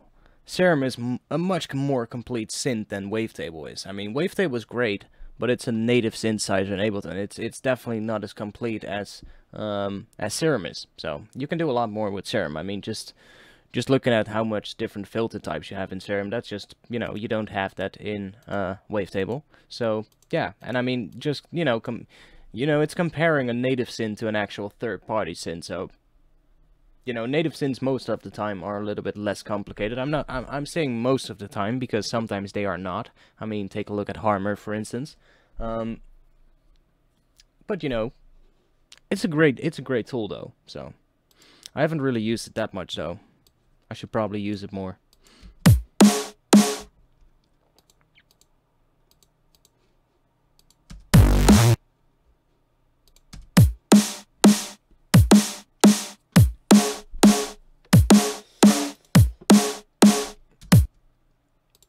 I'm going to make these acoustic layers a little bit quieter.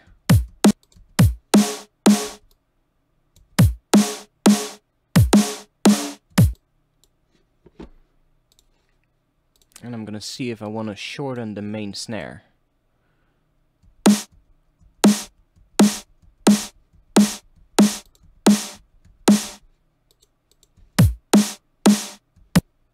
I think I want to do that.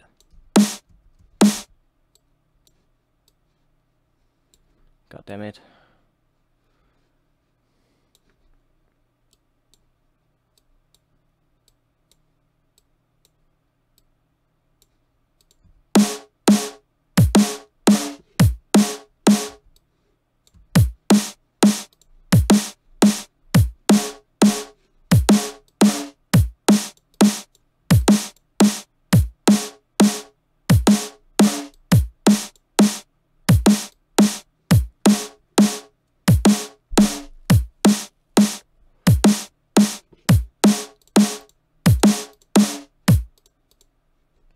We had a hi-hat in the intro, yeah.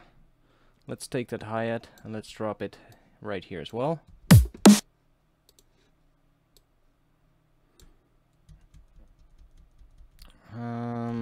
Let's just start with that.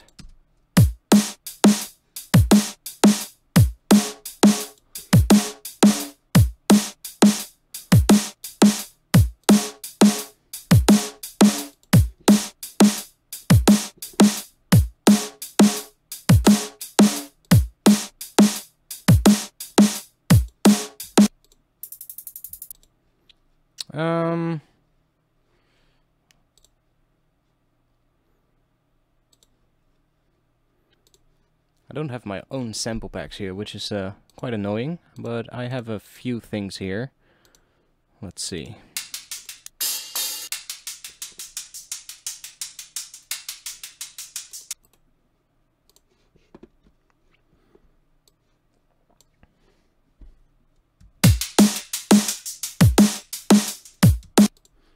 Not really.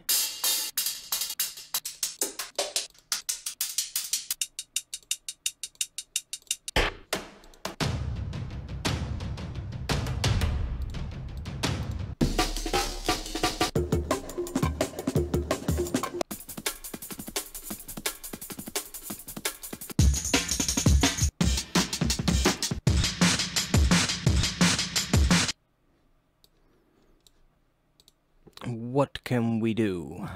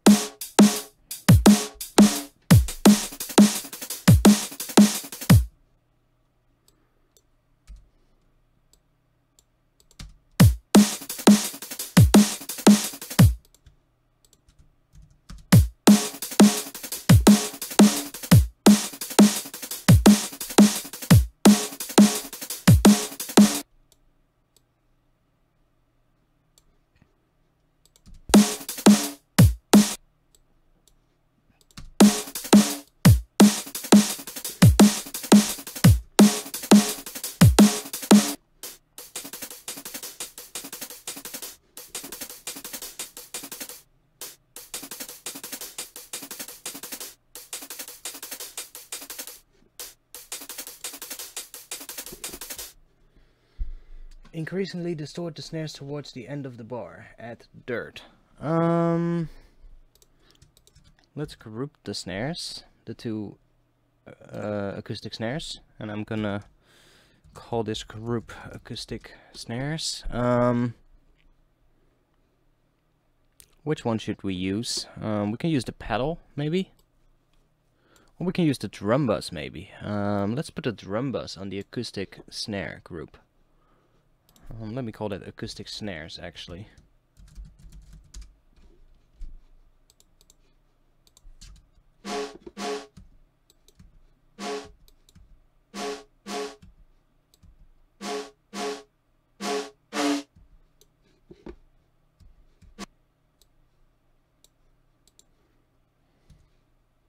So you're saying automate this.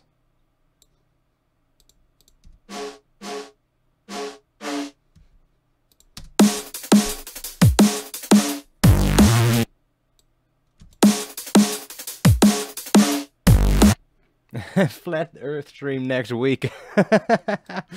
Oh my god. If any of you guys are watching now, you're thinking, why is somebody bringing up the Flat Earth Society or Flat Earth in general? In my Discord server in the last week or so, in the last few weeks, we've been, you know, laughing really hard at these Flat Earth videos and all these people uploading Flat Earth videos and saying like, oh, the Earth is flat and stuff like that. It's really pretty funny. We've been having a lot of fun in the Discord server, and we just had Dan coming in. He's one of the moderators, and He wants me to do a flat Earth stream. Should we do that? I don't even know what we should do for a flat Earth stream. Like, what can we do? But yeah, it's fun, you know, seeing people talk about how the Earth is flat. I mean, are you for real? Are you that stupid? I mean, come on. I mean, I'm not gonna lie. I mean, I bought into some conspiracy theories every now and then. I mean, I do like watching those things, but sometimes these people can be so goddamn stupid. Like.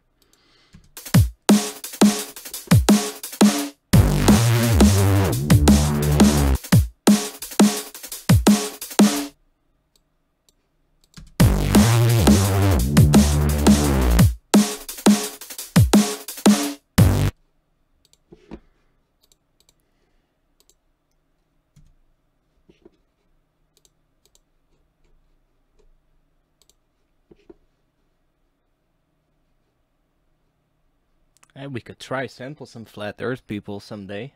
That could be cool. See what we can turn them into.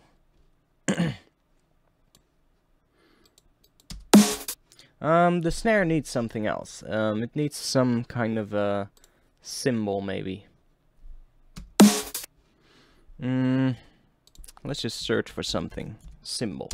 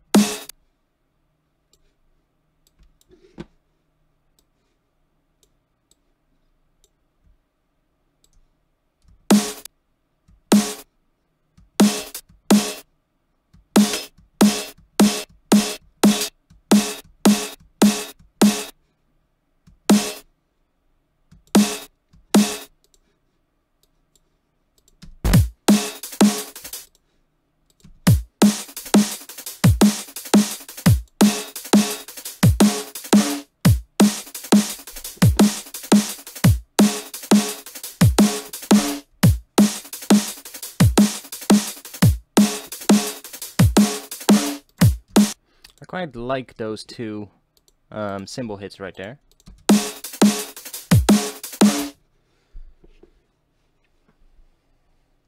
I thought you didn't like doing drums in MIDI. I'm not sure where you're seeing drums in MIDI, because there are no drums in MIDI here. Like, where's the drums in MIDI? There's no drums in MIDI here. Like, there's a few things going on here, but that's contact, so that has to be done in MIDI. This is all audio.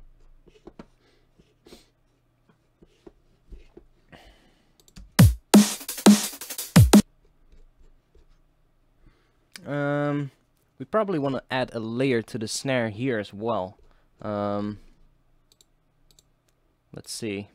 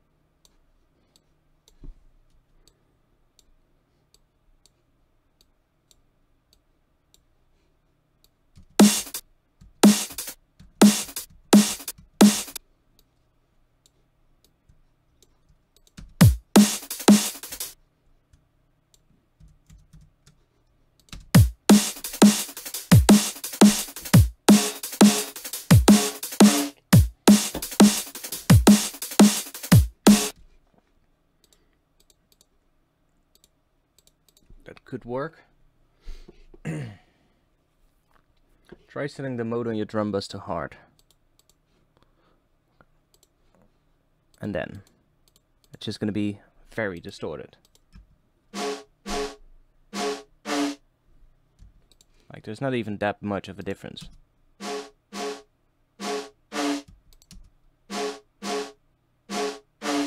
It just starts a bit more distorted. Like, I could bring it up further. That's too much.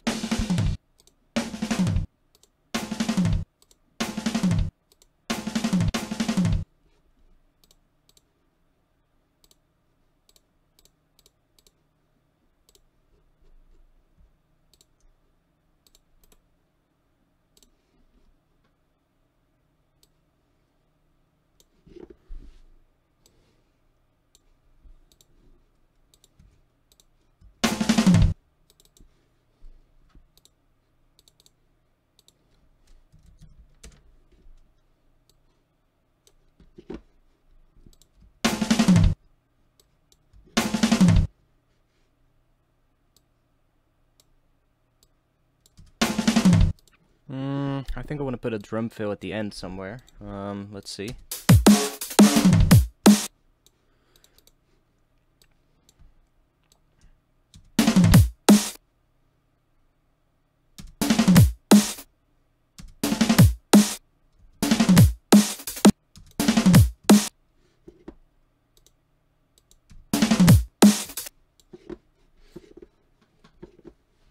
Are you going to replace those hi-hats with snares?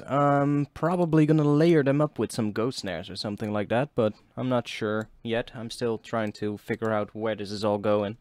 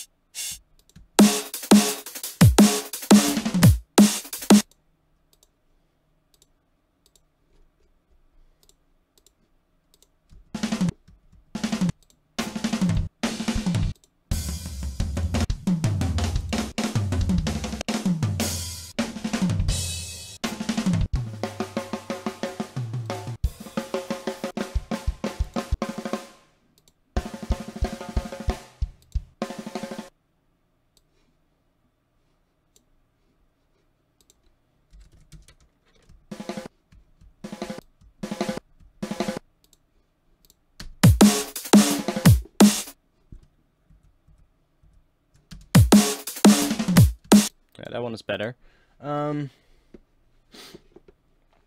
This is sounding good.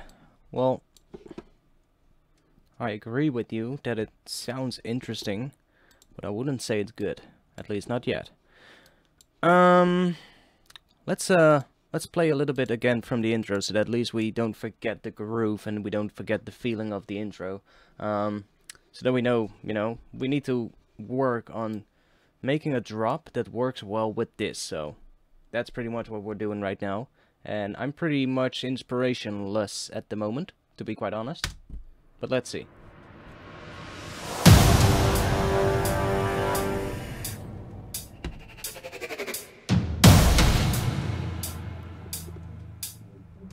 Oh wait, the bass is turned off. Let me turn the bass on.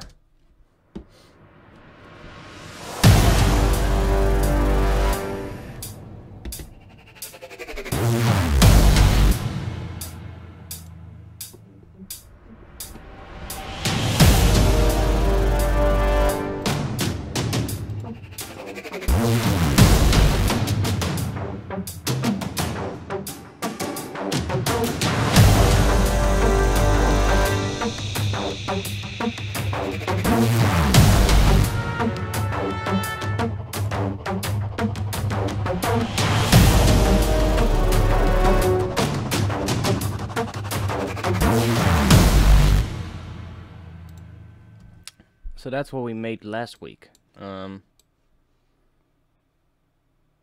have a feeling we're getting stuck on this track pretty damn soon.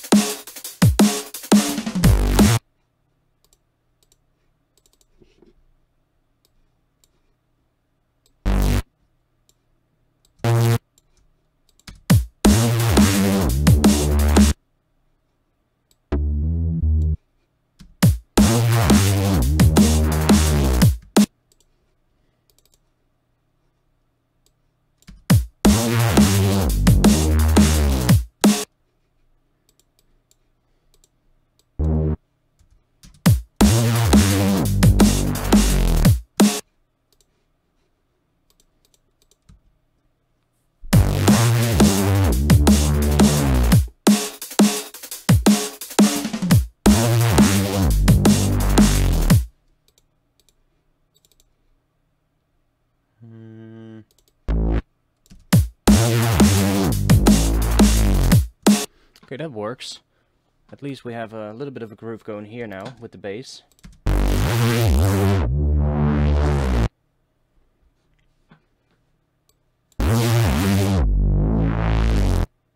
mean, that works. That's good. Needs a bit of processing maybe. And we need something to fill this up. Now, I do think that idea that somebody posted in the chat about using a bass hit right on the snares, that could actually work.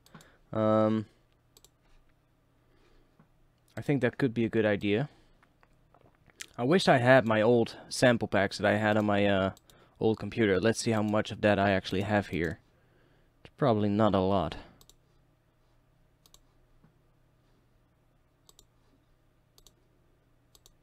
Oh, I do have some stuff here.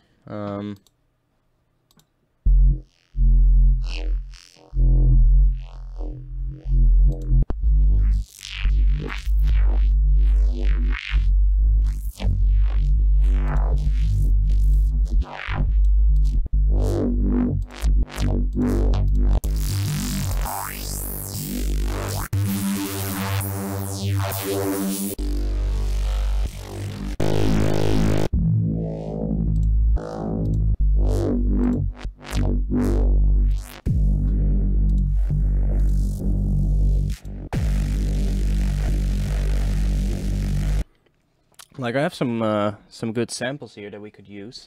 Let's try it out. Let's create a new MIDI track. And let's put an instance of Contact in there.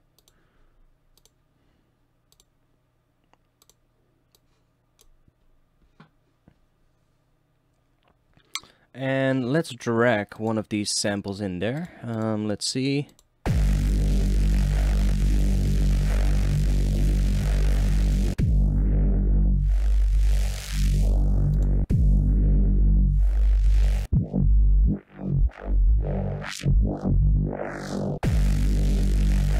Let's just start with the clean Reese. So, let's set the root key to the key of G. So G2 is going to be the root. Now I'm going to try making a bass sound right for that first hit that hits on the kick. So that would be right there. first thing I'm gonna do, bring the release down here, because we don't need any release. That already sounds interesting. Needs a bit more volume.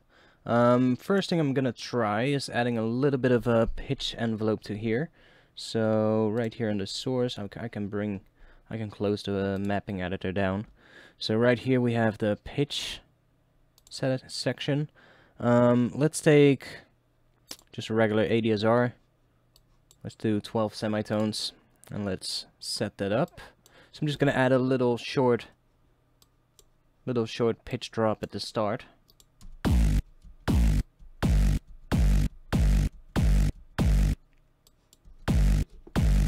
And we can make that even more if we want. If we add another one.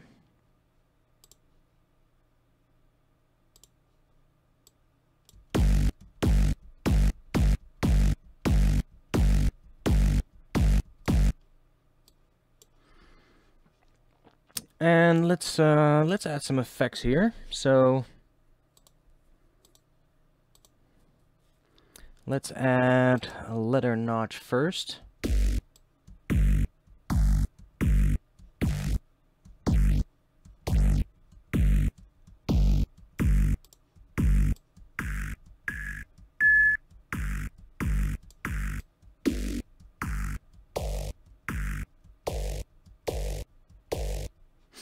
And let's try adding some modulation to that as well. I'm gonna do an envelope again.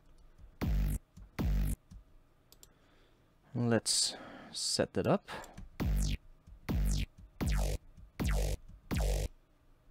That's too much.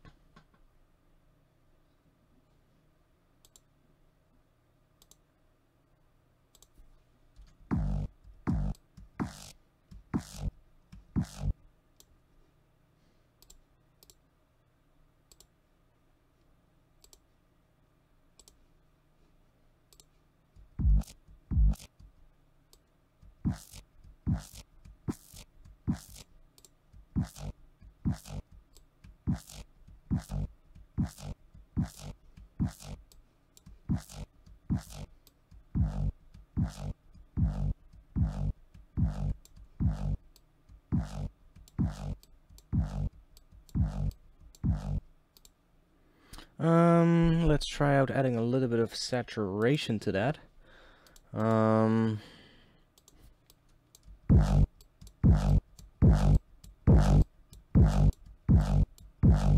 That's very muddy sounding at the moment.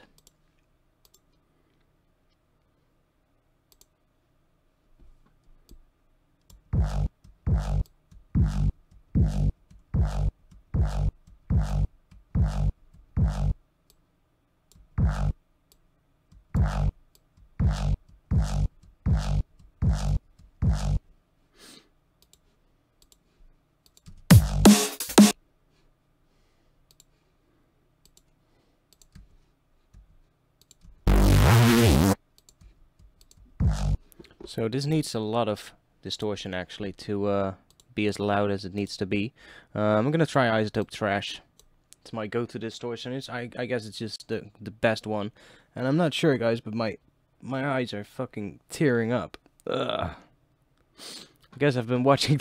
I've been staring at the screen for too long. Like there's a lot of low end in here, so let's get an EQ in here and get rid of some of that muddy low end.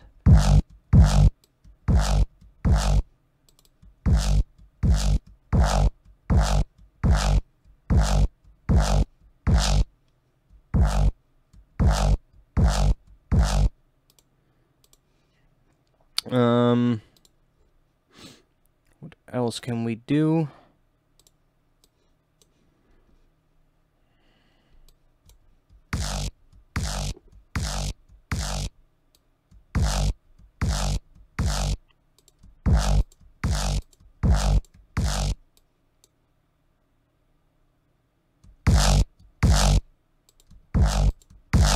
I mean, that does the trick.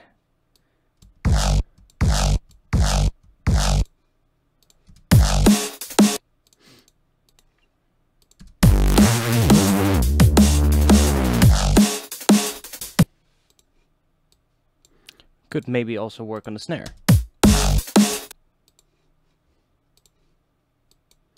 I think when it's gonna be on the snare, it needs a pitch bend or something.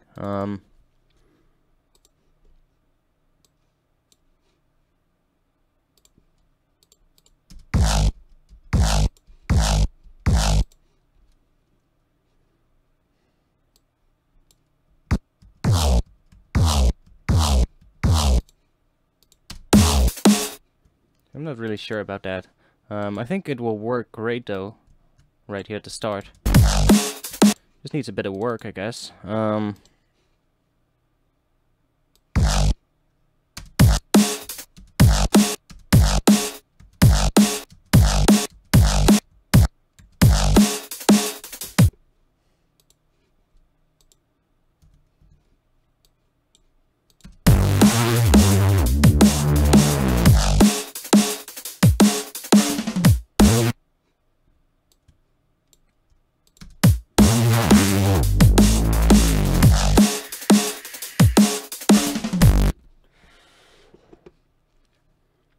Not too sure.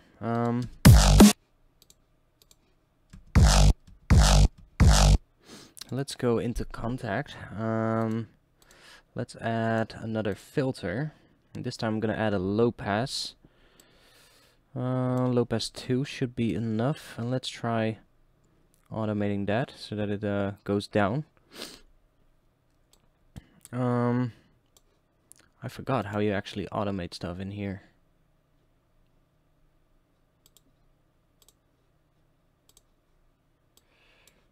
Something like that was, let's see. Can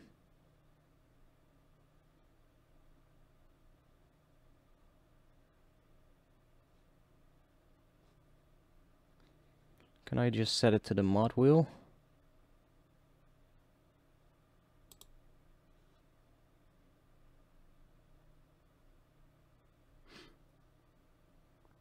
Yeah, I guess MIDI CC1 was the mod wheel, right?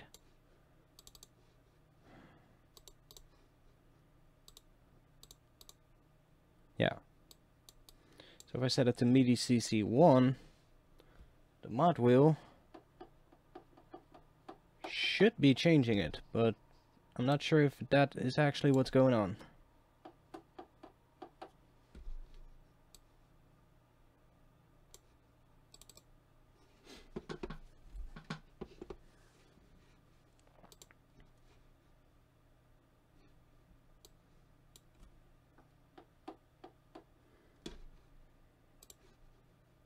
Let's see.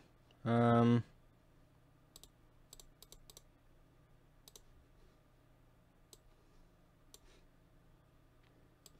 should be closing the filter now, at least I think.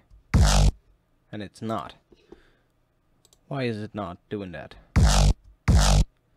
MIDI CC1 is the mod wheel, right?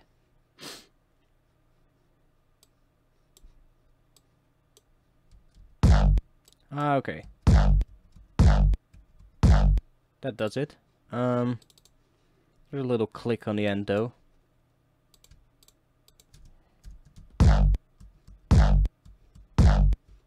Not sure why that is happening.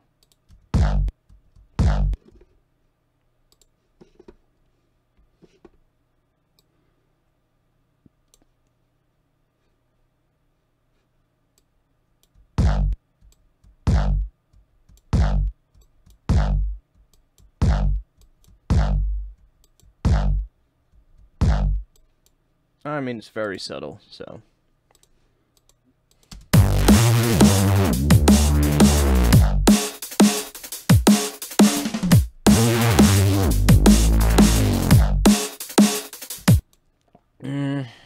too sure about that sound. I'm not too sure about the entire thing right now, to be honest. So, is there anything you guys want to know? Because we're pretty much getting stuck right now, and I'm really getting to the point where I want to just go and work on a different track. We've been doing a stream now for, what is it? How long?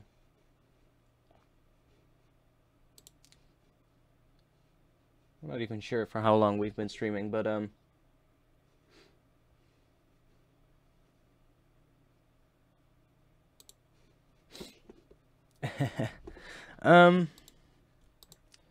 let's see.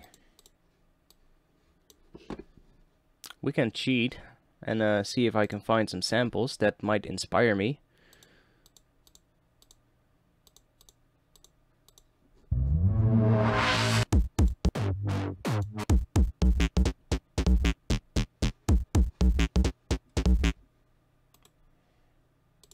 Let's see.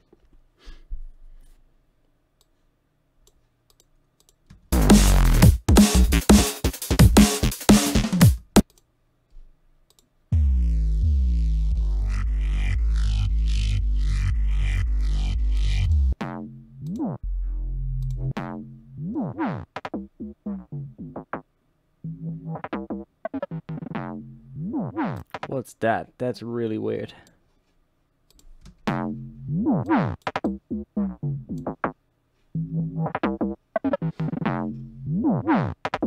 Yeah, okay, we've been streaming for 2 hours. And we haven't really got that much done, to be honest. So, that's not a good sign.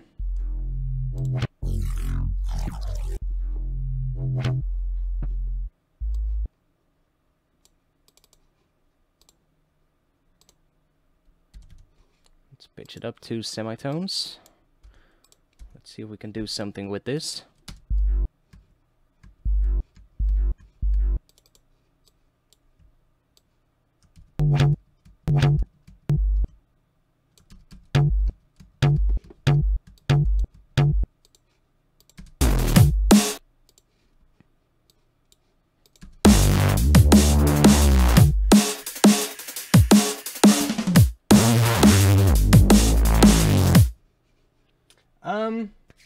Will you be selling any new packs soon? I'm working on new packs, yes. I'm working on new packs, but they are all on the old computer. So, until I have a new video card, they're going to be on that old computer, and they're going to stay on there.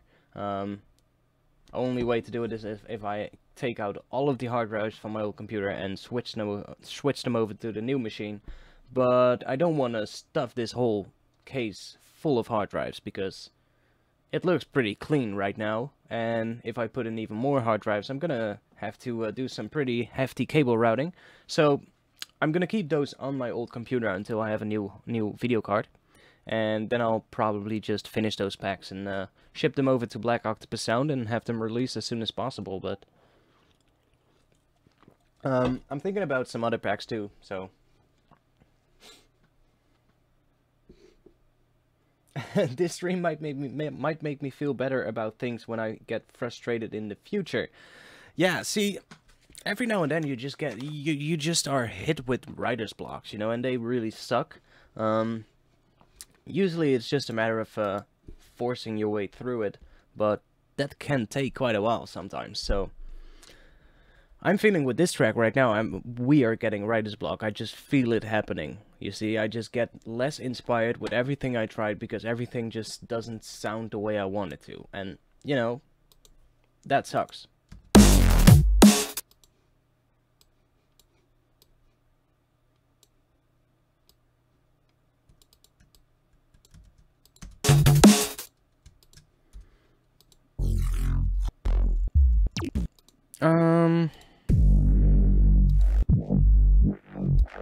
Let's see if we can do something with that. Like, that is a solid processed Reese right here. Let's see what we have in here.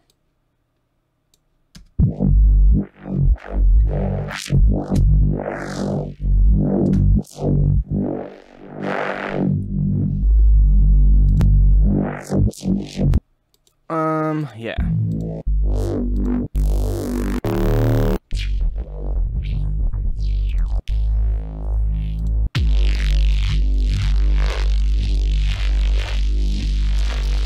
that could maybe work. That's a nice and big and fat one.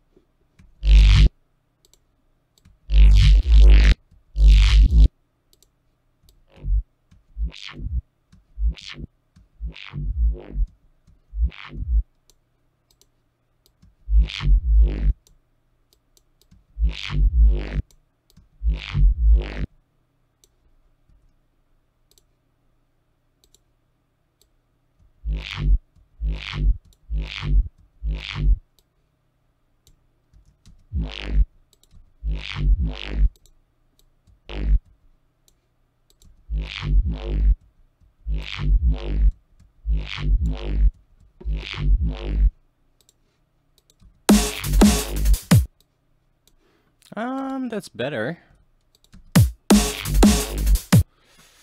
It's better than what we had so far. Let's compress the shit out of that.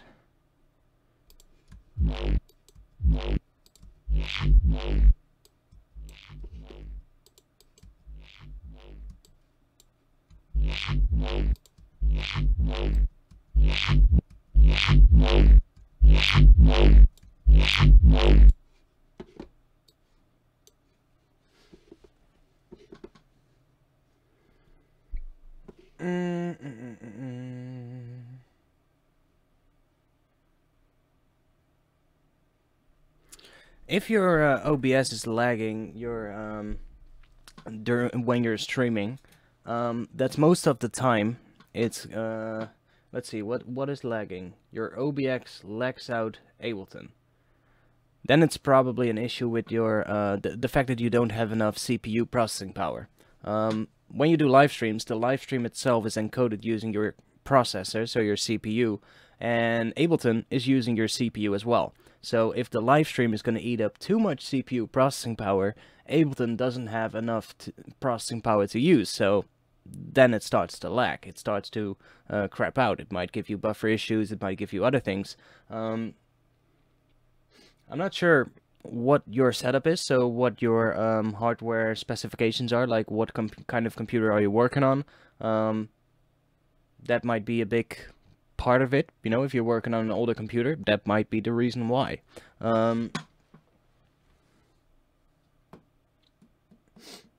I found useful to switch projects, but there is always the feeling that something is unfinished. Yeah, that's true, but I have hundreds of projects that are not finished.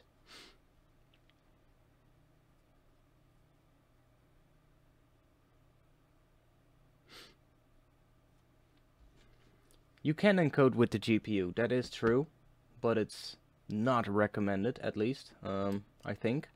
I'm not sure about any streaming software though, but last time I checked they weren't recommending it. They were actually recommending to use the CPU, but that might have changed, so...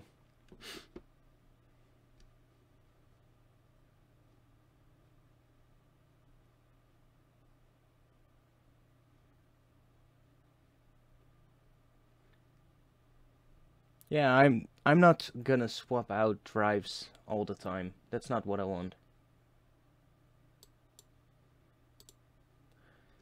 You're using a Mac Mini with 2.4 GHz of processing. Well, that's not a lot. That's not a lot, to be honest, so that might be your issue right there.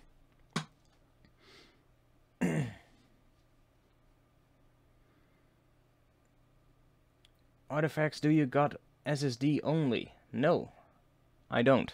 I have an SSD drive which is running my my operating system, and it's running all my software. So all my software and my operating system are installed on an SSD drive, and all my other files are installed on regular drives. They are 72 RPM, 7200 RPM drives, so they're pretty fast, but they're just regular hard drives. Yeah, I think it's I think it's just the fact, you know, it's just your computer. I think that's your issue right there. You know, a 2.7 gigahertz. I'm not even sure. Like, is that a dual core? I think it is. I think it's a dual core, but I'm not entirely sure. I'm not that well known with Macs, so correct me if I'm wrong. But if it's a dual core 2.7 gigahertz, then yeah, you're probably want to upgrade that. I mean, I had issues with streaming before as well, and ever since I upgraded to the new PC, I have not really had any issues that were being caused by my PC itself. The issues that we had the last few weeks were just me being stupid, and I had a setting in YouTube wrong, which just, you know, screwed up the whole stream on YouTube. But that was my own fault. Since I upgraded, I have not had any issues when it comes to using plugins, when it comes to using live streaming software, when it comes to using Ableton. I've not had any issues. I can even I've been doing some tests with you know, doing some heavy Photoshop work, and I'm actually able now to get a lot of stuff done that I wasn't able to before. So I'm now I can do a lot more video editing stuff and a lot more video animating stuff, and this PC actually, you know, it performs really well on that. Same goes for photo editing. I'm now able to edit photos that I was not able to edit. So that's pretty cool. I'm actually thinking of doing a photo edit live stream someday. Especially because I'm so uninspired lately when it comes to music. I mean, I'm not uninspired, but I don't know. You know, yeah, I mean, you guys are watching it right now and you can see it happen. I'm just getting stuck. But I'm thinking about doing a photo edit stream. Like, I have so many photos that I've shot over years and years of time. These are landscape photos. I've got I've got night city kind of photos. I have a lot of urban exploring photos of abandoned places and stuff like that. And I pretty much have not edited a lot of those photos because my old computer was just not able to handle that. Like, when I edit my photos, I put a lot of work in those. I mean, I put a lot of work in them, try to make them look as good as possible. I'm not necessarily going for the most realistic look. I'm also not going for the overly processed HDR look, like the what do you call it? Like the look that actually makes you think like you just walked out of a nuclear reactor. I'm not going for that look. I do try and keep the lighting as good as possible, but the kind of feeling that I give my photos is a kind of like a dark vibe, like a dark setting. So a lot of my photos are a little bit more darker, towards the darker side, but I do like to get a lot of detail out of them. So I'm thinking about doing an actual photo stream someday. Just because I want to work through this entire back catalog of photos that I've shot. I mean, I have like, I don't know, probably about 10,000 photos that I still have to edit, which is crazy, and there's some really sick places in there, so. The slowdown is because newer versions of OS X needed more RAM just for the operating system. Damn, that's a massive increase. Like, you're not gonna tell me that Capitan actually requires 9 GB? Like, just for running the operating system? Because if that's true, that's fucking crazy.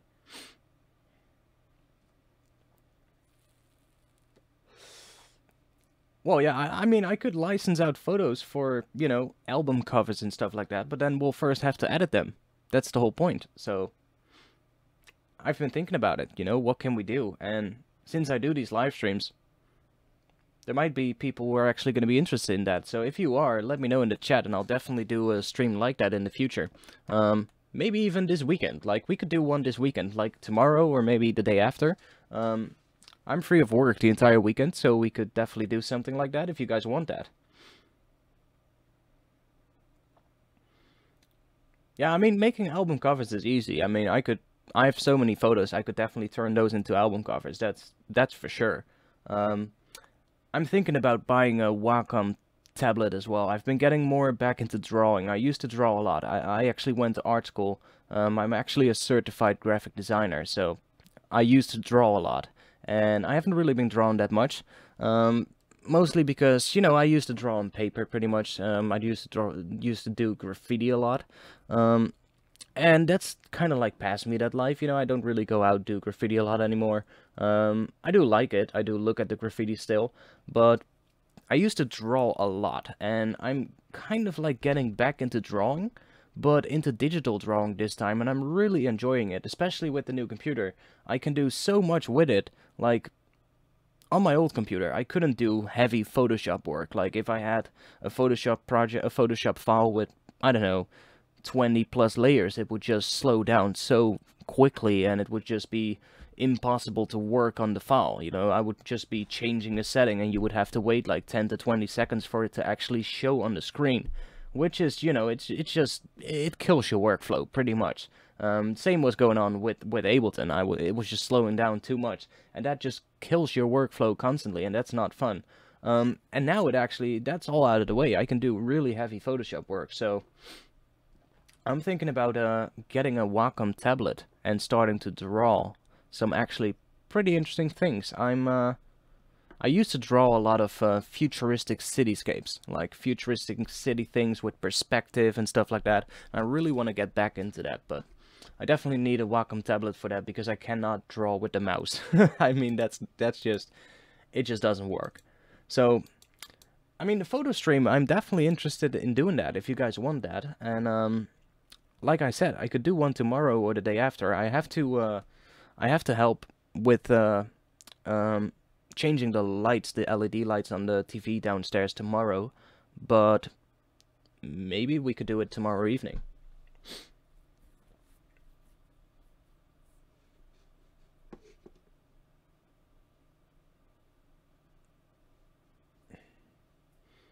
Yeah, I've been looking into used Wacom tablets. I mean, they're pretty expensive. I mean, I'm definitely gonna need one like the Intuos Pro.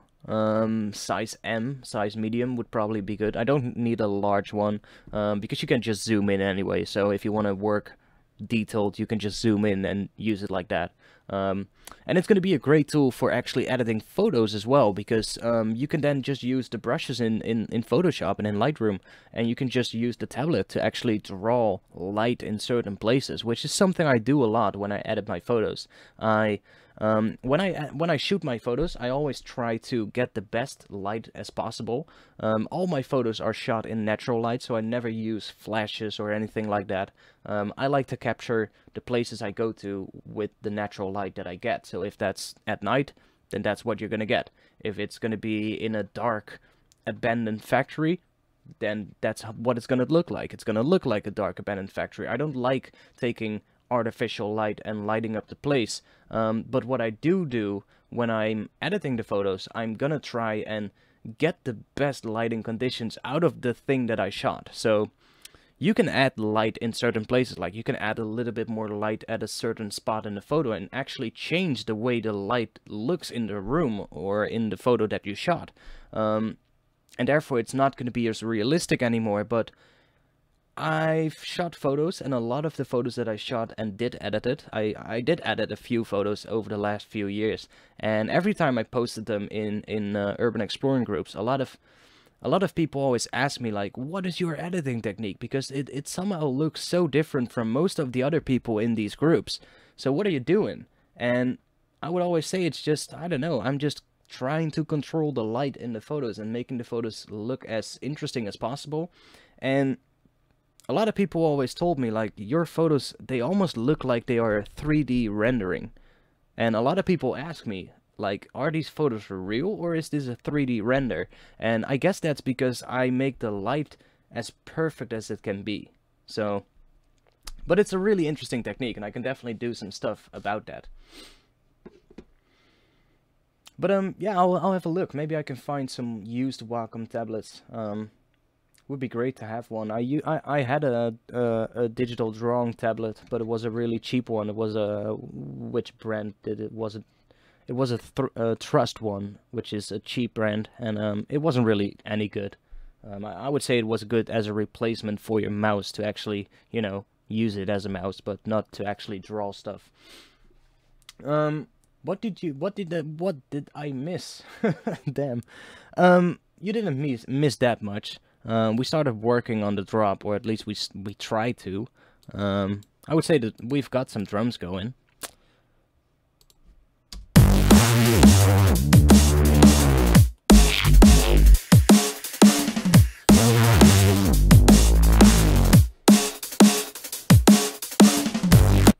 But that's pretty much where we got stuck now. Cinema 4D. No, I'm not a Cinema 4D user.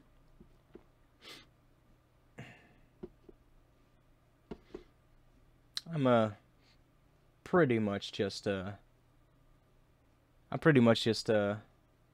when I did learn a 3D program, but I don't really use anything like that. I don't have the need for anything like that, so but I would love to get back into drawing. That would be cool, and especially editing photos, because I've been transferring all the photos from my old computer. That's something that I've did because that was just a matter of just swapping out a hard drive. I have one hard drive that just filled with photos, and I swapped those out, and they are already on my new computer, so we could do a stream about photography as soon as possible, you know? As soon as you guys want it. We can even edit the photo now if you guys want.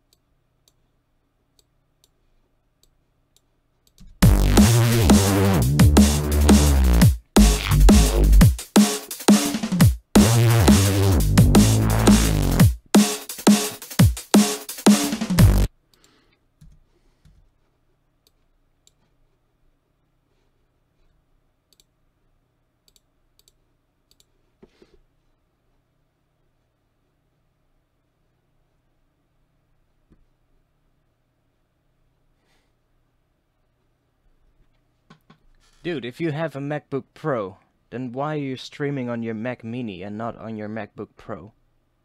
Like, come on, just stream on the MacBook Pro. That makes a lot more sense, because it's probably a lot more powerful, so do that.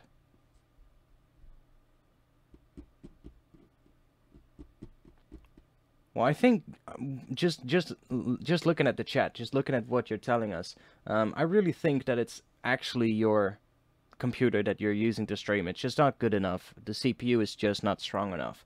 But if you have a MacBook Pro, then why are you even trying to stream on your Mac Mini? Like, that makes no sense. I would just use the MacBook Pro. A MacBook Pro is perfectly fine for streaming. You can do that on a MacBook Pro perfectly fine.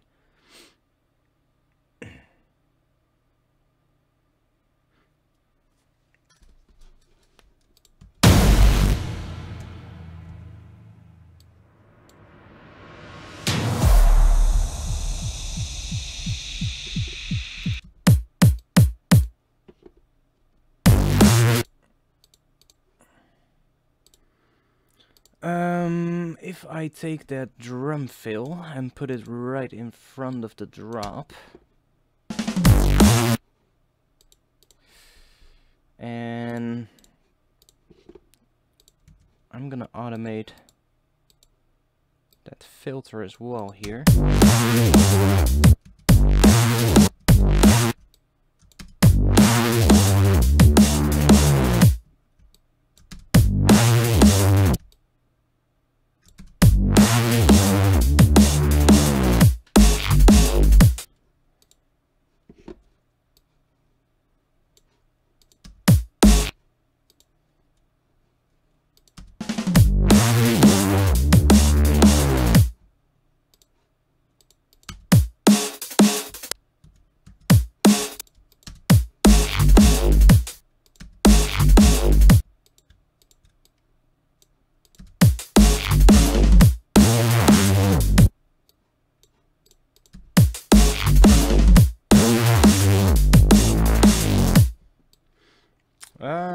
Yeah.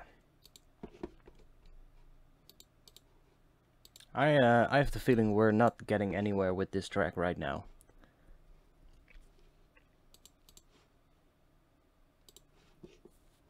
Let me just give it a quick save.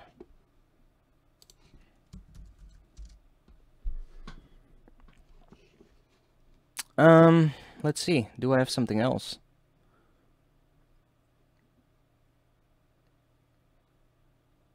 Let's see if we can open up something else, and see if we have something in there. I've got some other things here. Let's open up this one. Let's see what that one is. Because this particular track right now, it's just not working.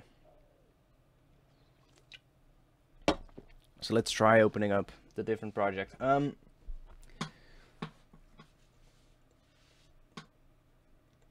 Yeah, if it's indeed, if it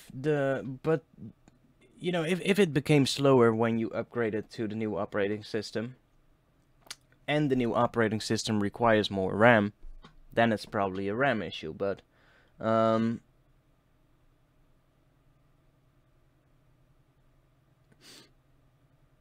I'm not sure if you can actually do that on a Mac Mini. I mean, I don't have one, I don't use Macs, so... but even then, I mean, even then, that processor in the Mac Mini is not that good either, so... At least not for live streaming. It's good for doing just simple stuff, like, you know, browsing the internet and stuff like that. But I don't think it's good enough for actually doing live streaming, so...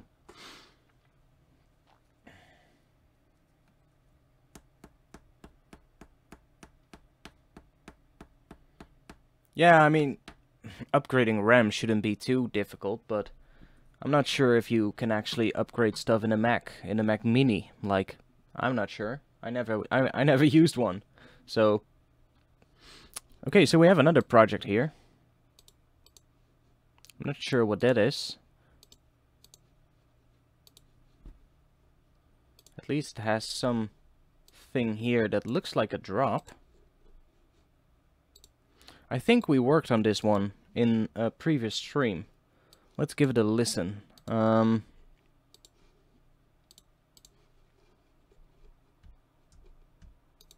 Let's see what this one sounds like. I'm gonna turn the Sonarworks plugin off so that you guys don't hear the decalibration.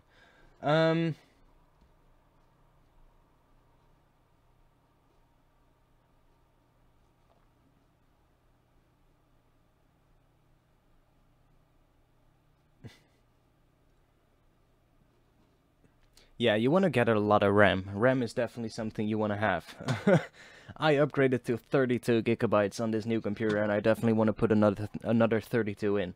Like, I could use another 32, but the 32 I have right now is good enough, at least to keep me going for now. But with all these contact libraries, you definitely want to. I would definitely want to have another 32. I've opened a different track, guys. I've just opened a different track because, you know, it's not working out with the other track, and that's fine. That's the process of making music. I'm now in a different project. let's give this a listen.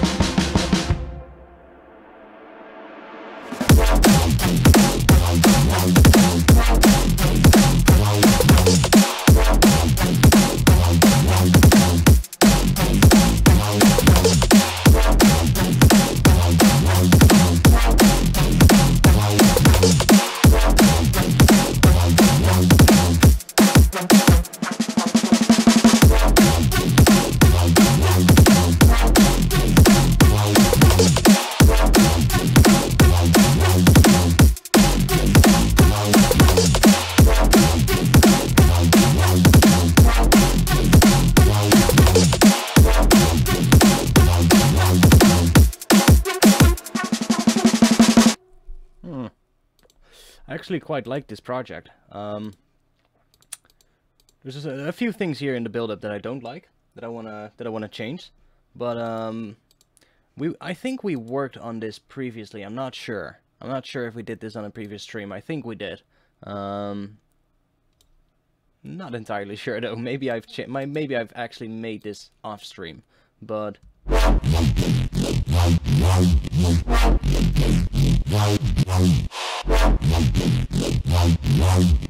No, we definitely did this on stream. I'm pretty sure.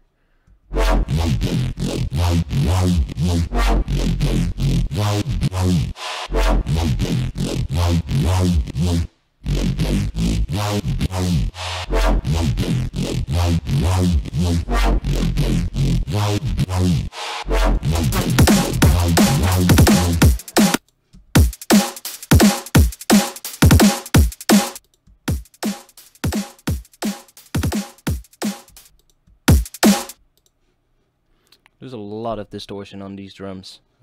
Maybe a bit too much, actually.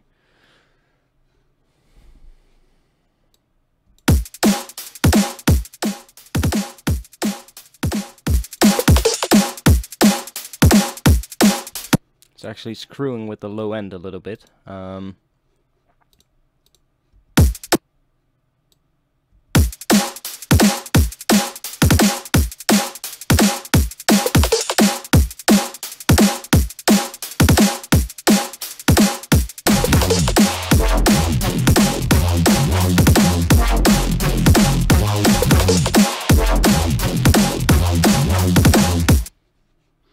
But that's mixing stuff, so we probably don't want to focus too much on that.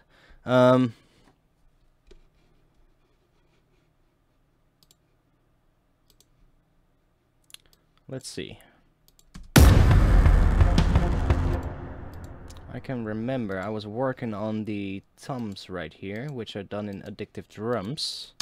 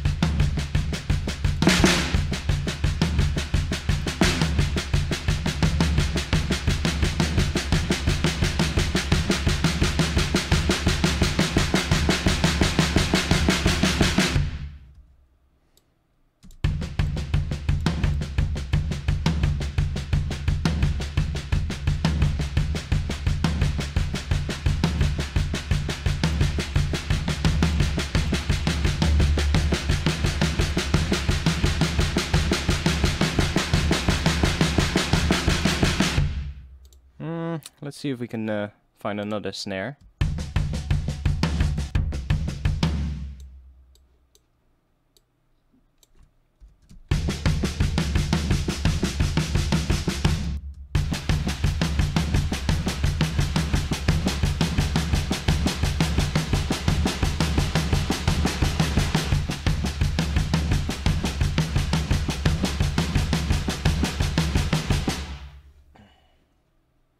How much would you recommend Addictive Drums on a scale of 0 to 10? I would say a fucking 10. I mean, come on. It's really good. No, it's one of my favorite plugins when it comes to drums. There's other ones out there. Superior Drummer, a lot of people prefer Superior Drummer as well. I'm not a big fan of Superior Drummer. It's mostly just the layout, you know. They're both really good. Superior Drummer 3 actually is really ridiculous. It has a huge amount of samples. I'm not sure how much it was, but it was crazy. It was like, what was it, 90 gigabytes or something that the library was. But I don't really like the interface of Superior Drummer that much, so I prefer the interface of Addictive Drums. There's other ones. You have Slate Drums, which are great drum libraries for Contact. You've got the Abbey Roads Drums one, which is pretty good. But my go-to is Addictive Drums. I really like it.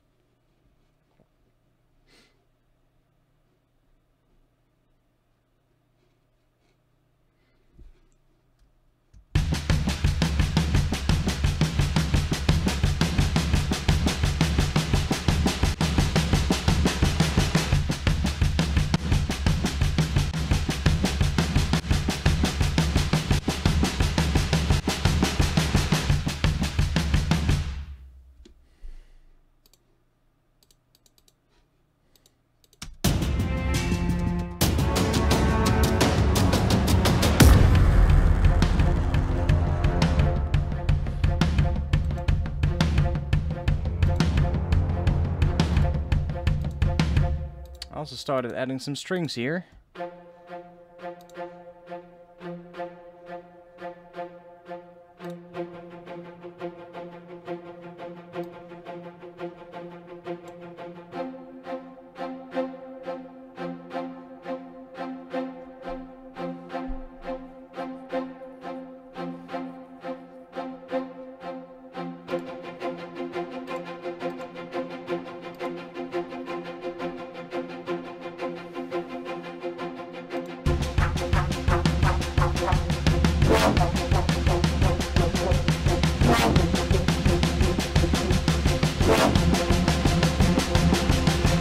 Not too sure about the strings here. And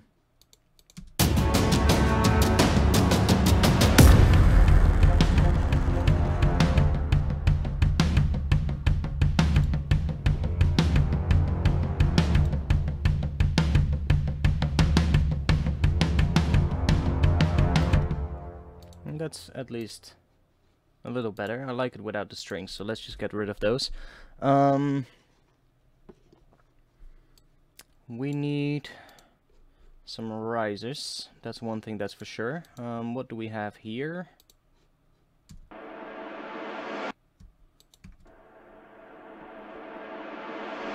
That's like a noise riser, so that's good.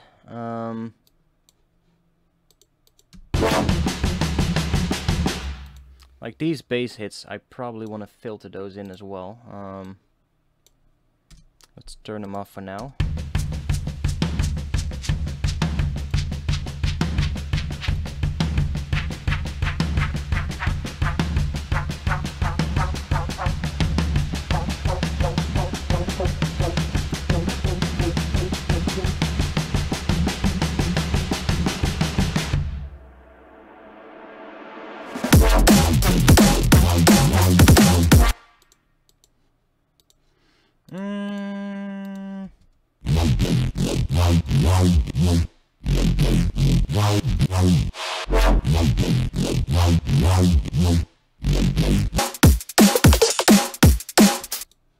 I think there's too much distortion on here.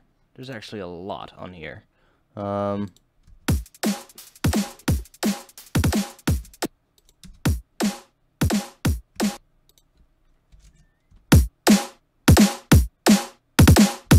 That's probably better.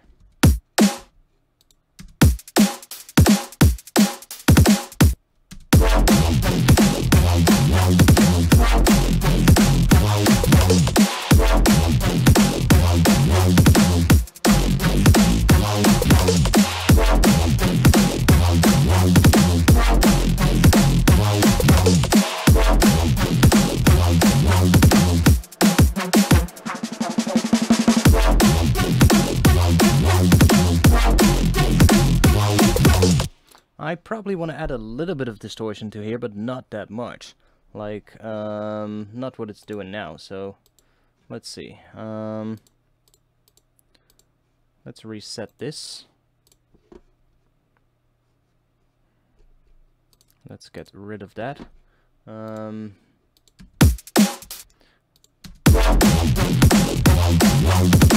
Yeah, the drums have a little bit of power coming through the bass, not that much though, it's actually pretty good. But I think if we just boost it a little bit.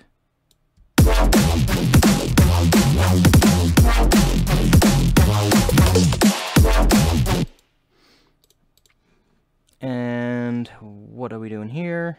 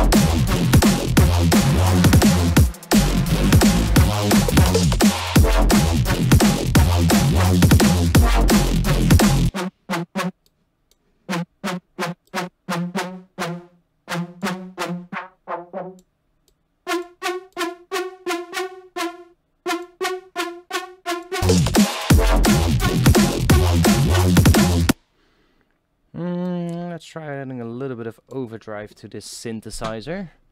See if we can make it sound a bit heavier, a bit dirtier.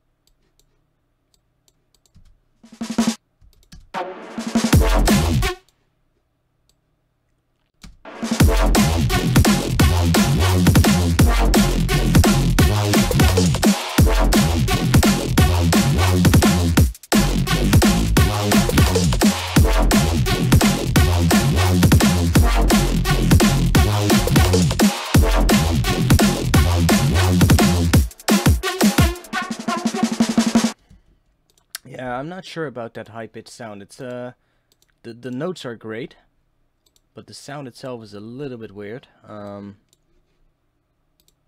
not sure what I'm doing in the patch actually. Let's just go into the patch real quick.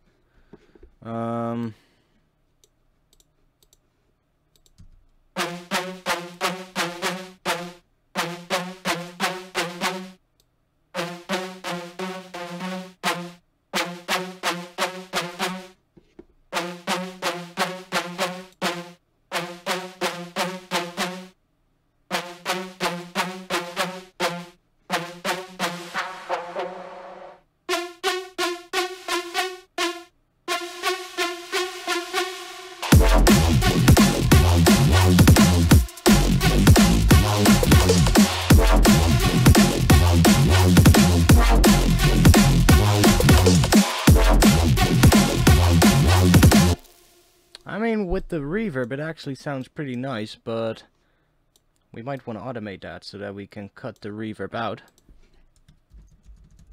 But I like it with a lot of reverb, actually. It fills up the whole drop a bit. And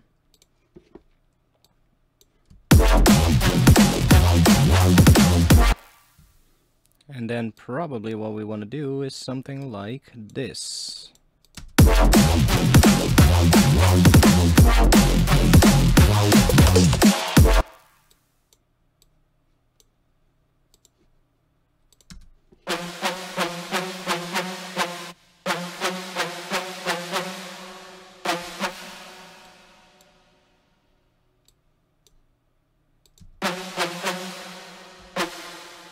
Why is it not cutting out there? That's really weird.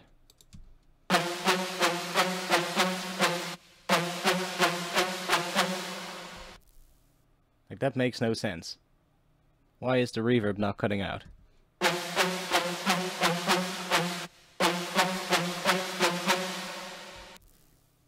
Do you guys know what is going on here? Because I don't get it. I'm automating this right here to have the reverb cut out, which is doing. I'm doing the same thing here, and it doesn't cut out the reverb. That's really weird.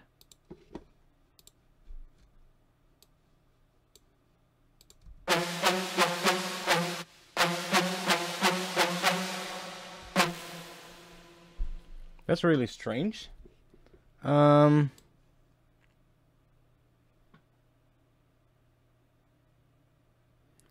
have no idea why this is happening.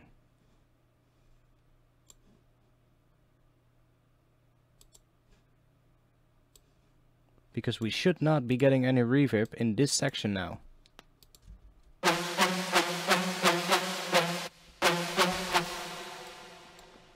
What? This is really strange. Let's see. Let's just automate the reverb mix instead.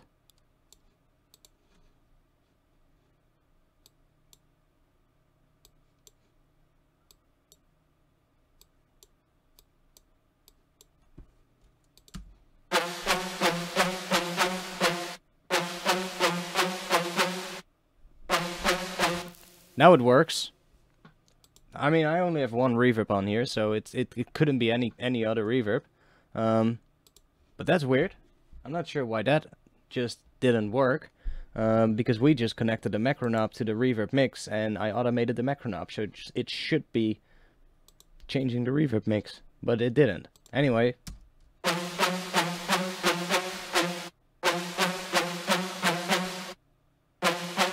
That's better. Let me copy this one right here to the start as well.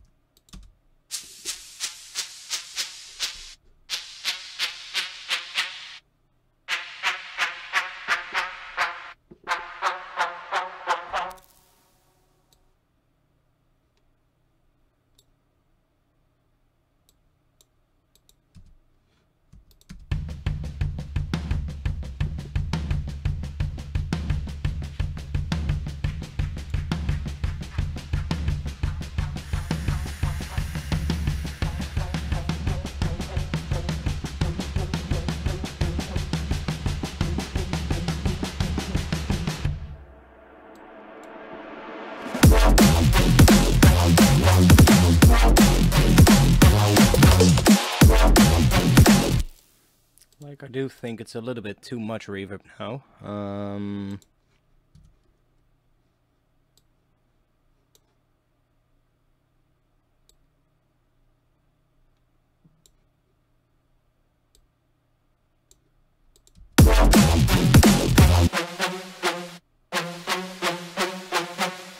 That's better.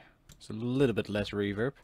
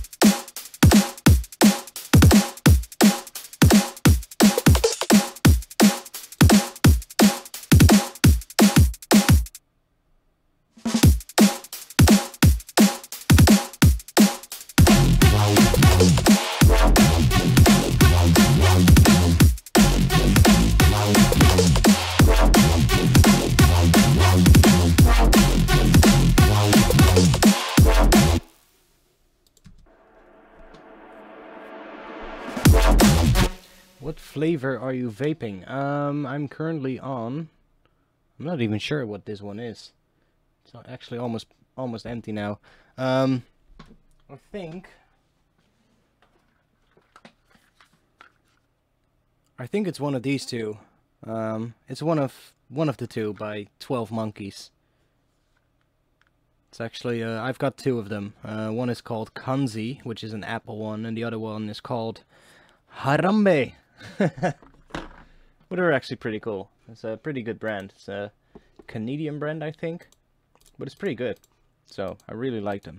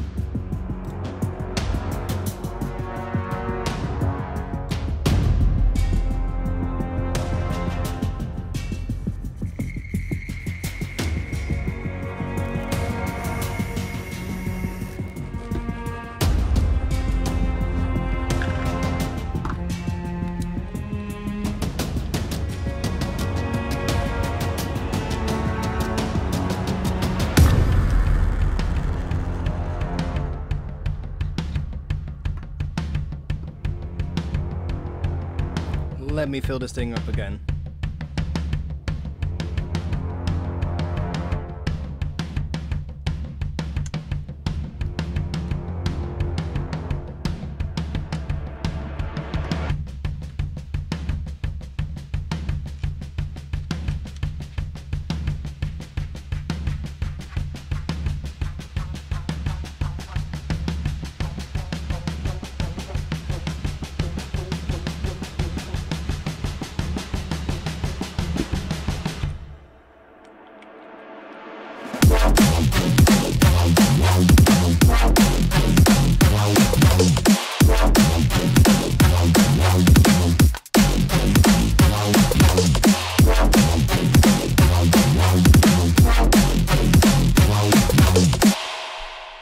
Let's work a bit on the build-up here, because the build-up is very empty. We have a riser here, but it seems to be very quiet. I don't know why. Like, why is it that quiet? Can probably bring it up a bit.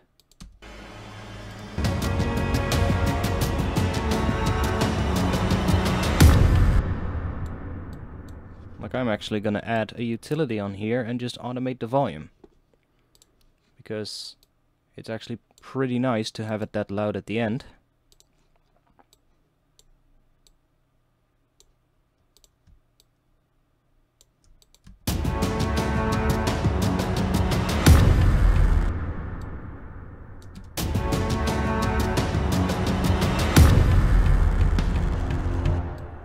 So let's copy this one over to here.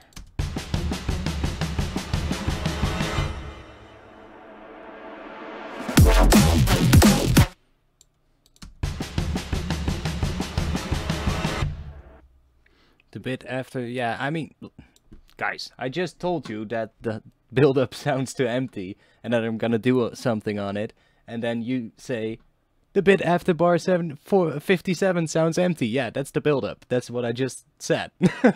I mean, anyway.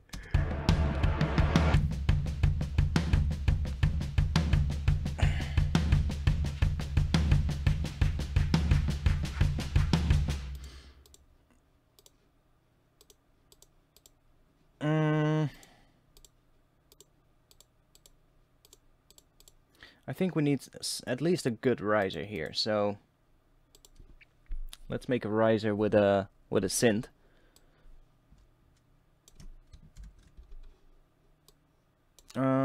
What key is this in? This is probably in G as well. Let's see. No, it's an F. F Phrygian, by the looks of it. So let's put an F note in here. Let's make it a little bit lower in pitch. And let's put on a serum.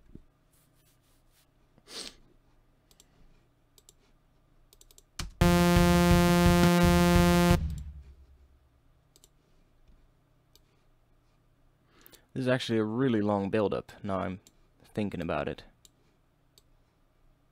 How long is this build?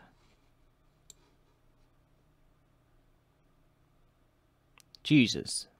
That build is like, what is it, 45 seconds. That's really long.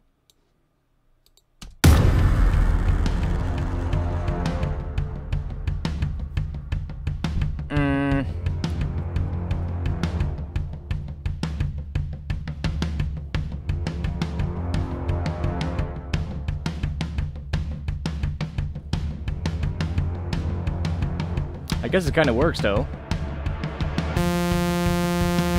Like here we're gonna build up. Don't mind the weird saw sound. I guess it makes sense though, that build up. I was thinking maybe I want to shorten it, but that's probably good enough for what it is right now. Let's see. I wanna probably add a pitch bend to here.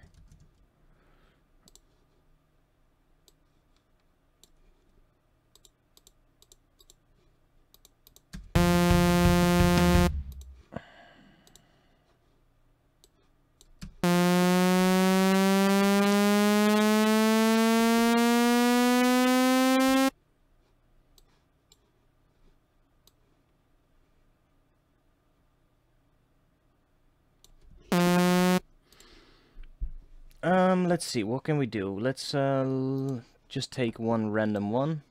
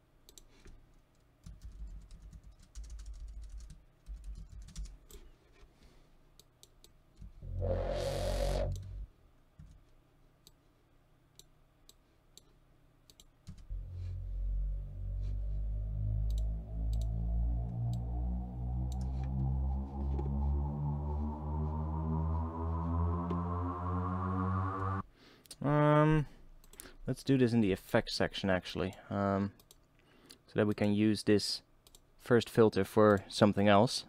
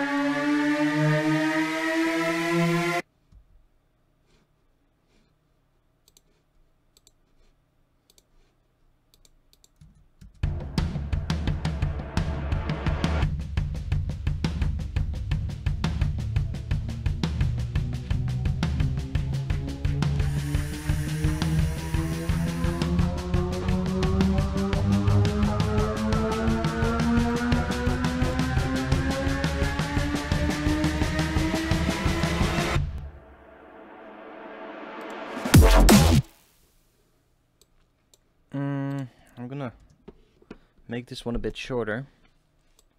Like right here, I think it would be better if this rises a little shorter, so that after the build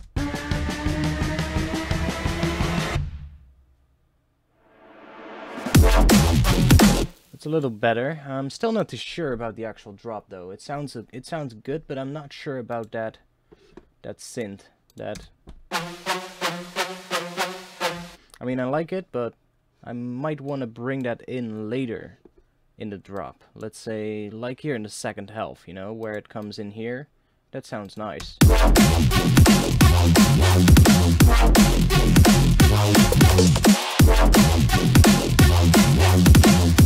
See, that sounds good, but I'm not sure about the other parts.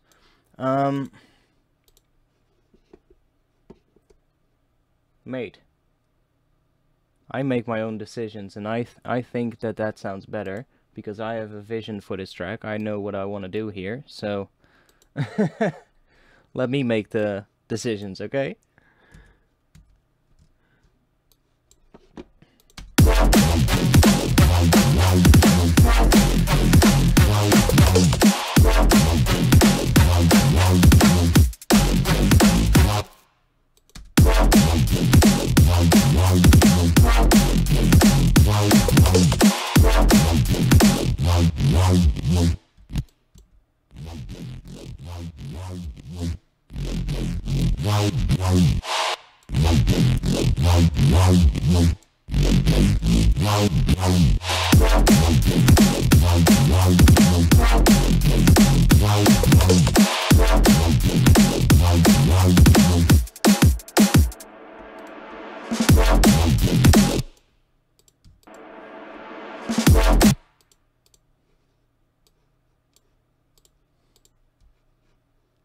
I think, like, this sound is nice. I think a sound like that could work for a second half of a drop. Like, I'm not sure if I like it right of the start of the drop. I think that's, I'm not that sure about that.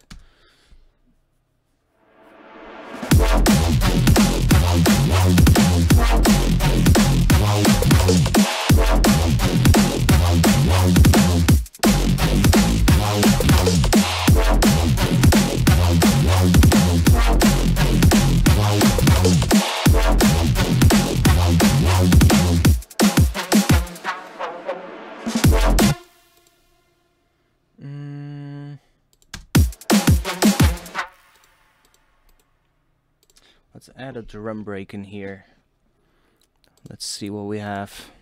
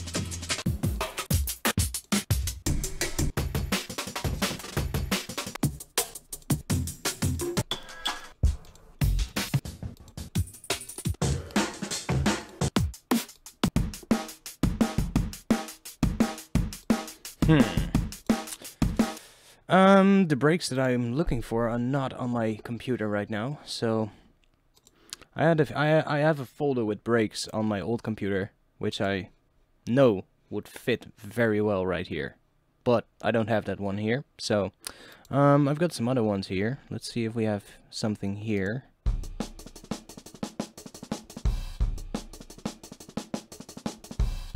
That could work.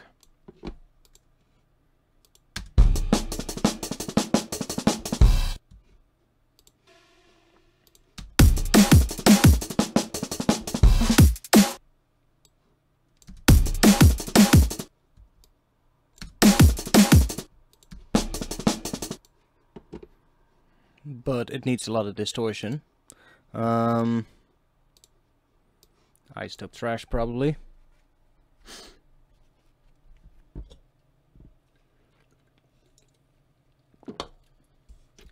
Have a great night, Maddie G. Have a great night.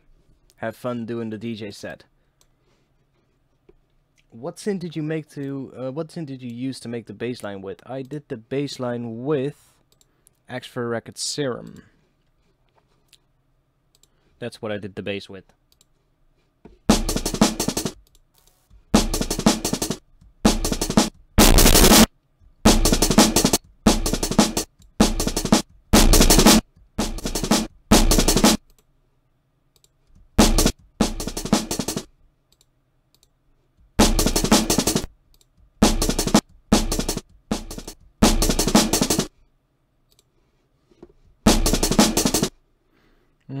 Let's see which other ones are in here.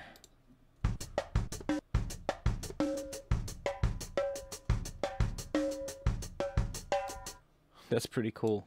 Like, if you distort that, it could actually sound nice. Wow, that's very distorted.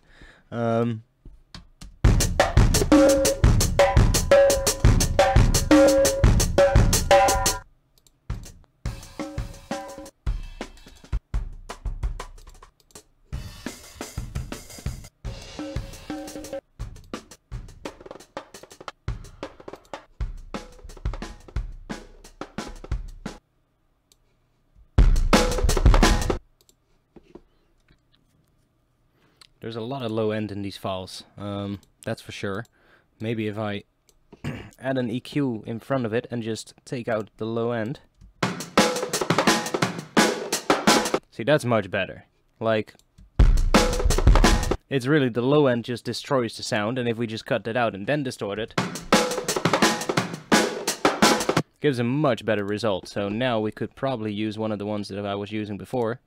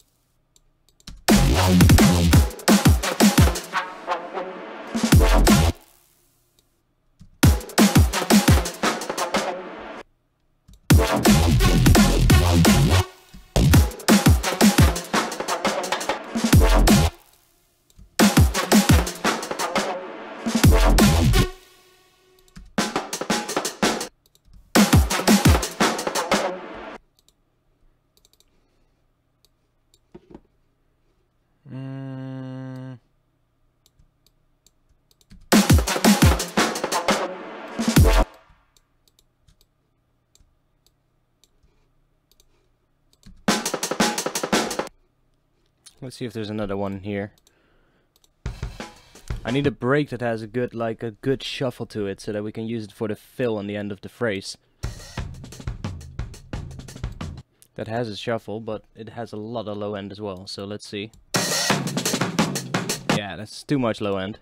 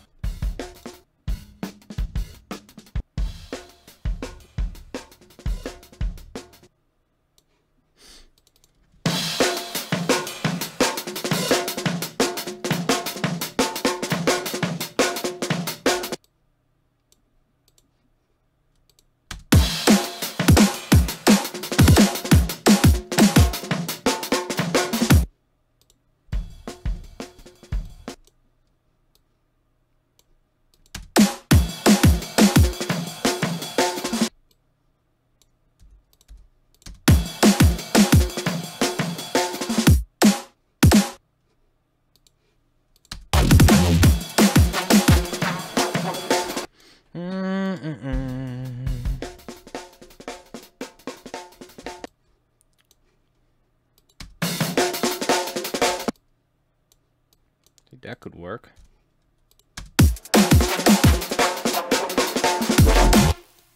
That's a little bit better. Needs some work, but...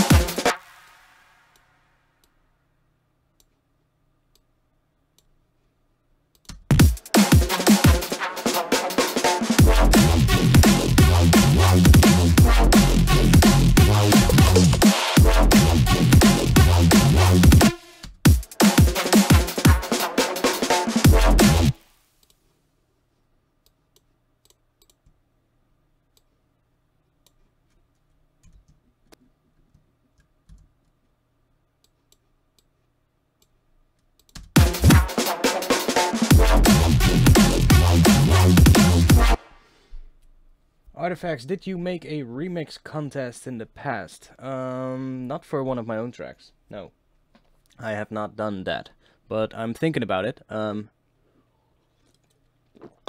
As when I get some new music done, when that happens, because I've been working on new music for a bit now. But when my new EP is done, I'm definitely thinking about doing a actual remix competition. That could actually be very nice to do.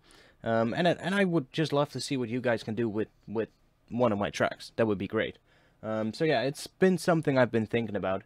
I've actually signed up for DistroKid today, and that is gonna allow to actually, well, it's gonna help me to just put out a lot more music. You know, I have so many tracks that I can finish. There's so many projects that I still have lying around that, you know, could very well just be finished and just put out. But I'm always, you know, struggling, like, what label am I going to send it to? What would be the best label to release this on? But I decided to just sign up for DistroKid today and, you know, just release it yourself. That's what I'm gonna try. That's probably gonna be pretty good. I've been hearing good stuff about them, so I've been wanting to try it out and see how it goes. So yeah, that's what I've been working on today. I like what they're doing, so I hope it is actually as good as they say it is, because I think I can actually use something like that.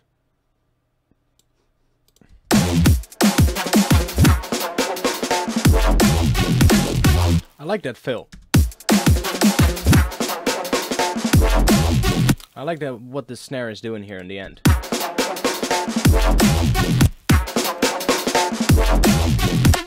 I might want to make these here a bit louder though, so that you hear it a bit better during that part.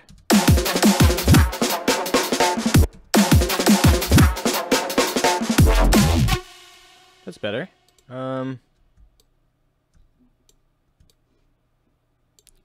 Let's see if we can use a part of this in the actual track here.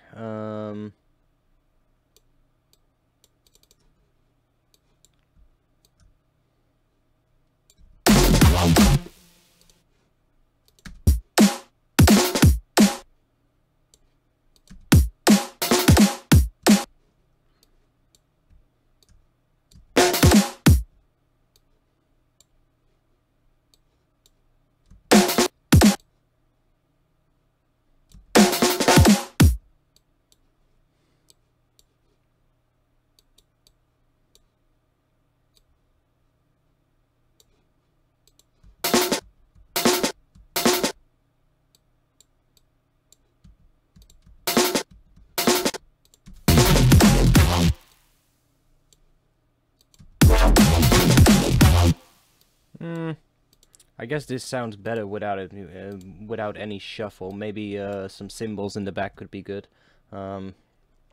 if there aren't any yet. Just some hi-hats.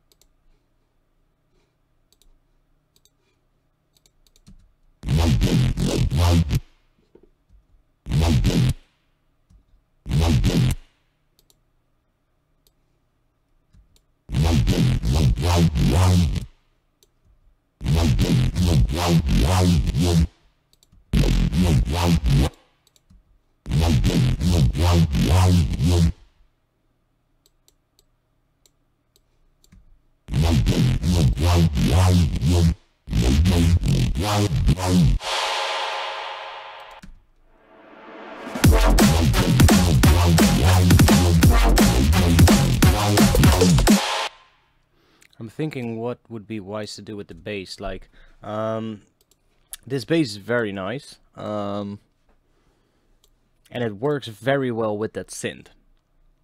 However, I think a synth like this and a bass like this work very well in the second half of a drop. Like, how long is this? That's 32 bars, 32 beats. Let's see. 4 beats. It's 32 bars. So a drum and bass drop can be 32 bars, but it could also be 64 bars, or what is called 48. 48 could also work, have 3 sections of 16. I think the bass that we have right now is a great bass to use during the second half. So let's say the bass and the synth here, like this, I would probably want to do that here. So, and do a different version of the bass in this section, probably something a little bit heavier. Not that this is not heavy, I mean this is definitely heavy, but I probably want to do something different with the bass in the first section, because I don't really like the way it's building up now. I don't like the way the drop starts. That's pretty much what I'm not liking at the moment. I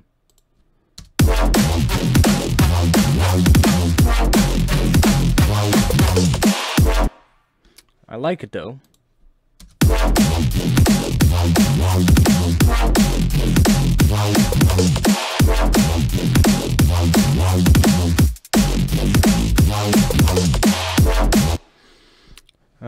Maybe I even like it more without the synth.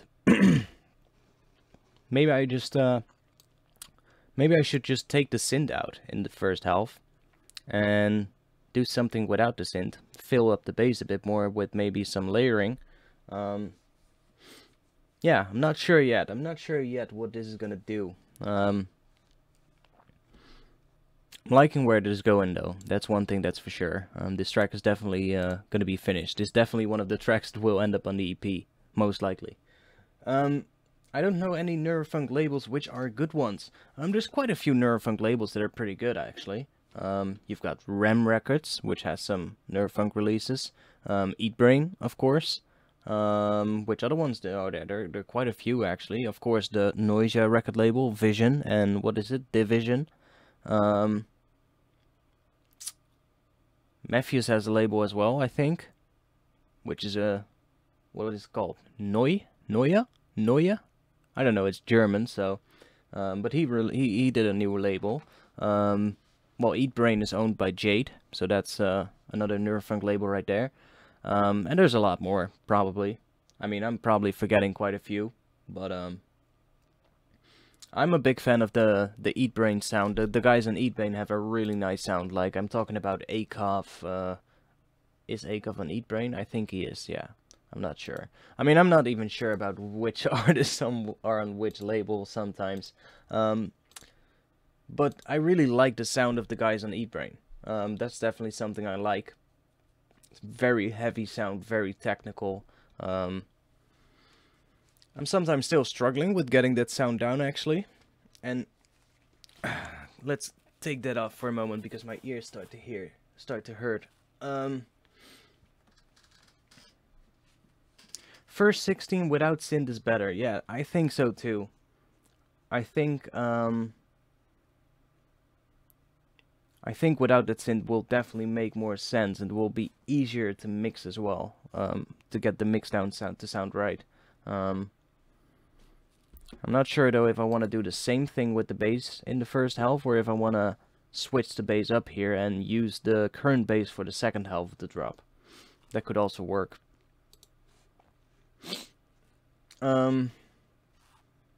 Yeah.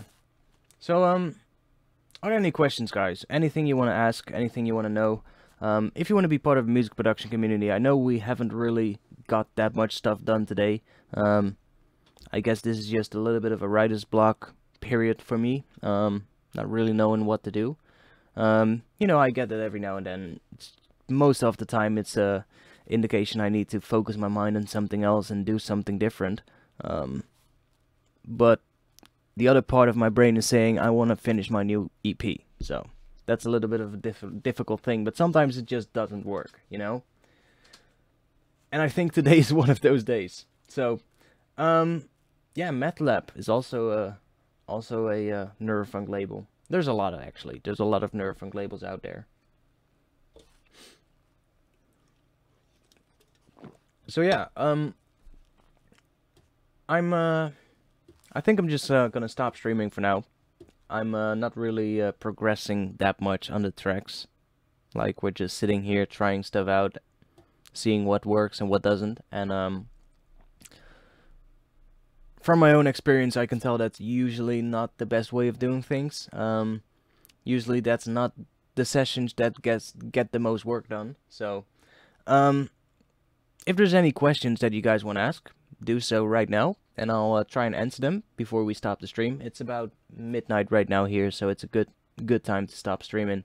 I think tomorrow I'm gonna do a photo editing stream, and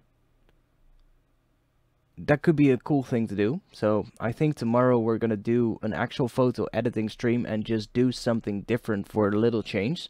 Take a little break and see if that freshes up my mind, because that's very important, to just do something else for a change. I think we're gonna do that tomorrow. I think we're actually gonna do a stream tomorrow about photography. Let's just see what we can do. Let's see how that turns out.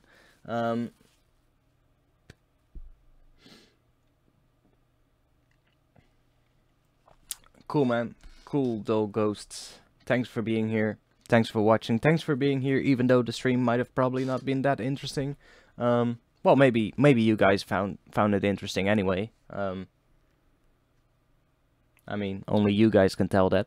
Only you guys can say that, but that's fine. A 4-hour stream. Yeah, it's not the longest stream though. The longest stream we did was over 5 hours. Where to catch your tracks? My tracks are, well, most of my tracks that I released previously, that I released in the past, are on my SoundCloud. Some of them are also on Spotify. I don't have that much tracks on Spotify though. Most of the tracks on Spotify are really old. I did release a few free tracks. Let me get this out of the way. I did release a few free tracks over the last few years, but I would say the last year, I haven't released any music. I've been focused too much on doing sample packs, doing YouTube videos, doing content for you guys. So it's been, I mean, I love doing it, don't get me wrong. I love making YouTube videos, I love making content, but it is getting in the way a little bit of me actually finishing music. So, that's also the reason why it's been a bit more quiet on the channel for the last, I would say, half a year or so. I've been doing less frequent videos. I've been doing, well, I've started doing the live stream, so I'm still providing content, and I try to do tutorials every now and then when I have the time to do one. But I've also noticed that ever since I started doing YouTube, I've actually been finishing a lot less music, and I guess it's just a matter of me trying to find the best way of doing it, you know.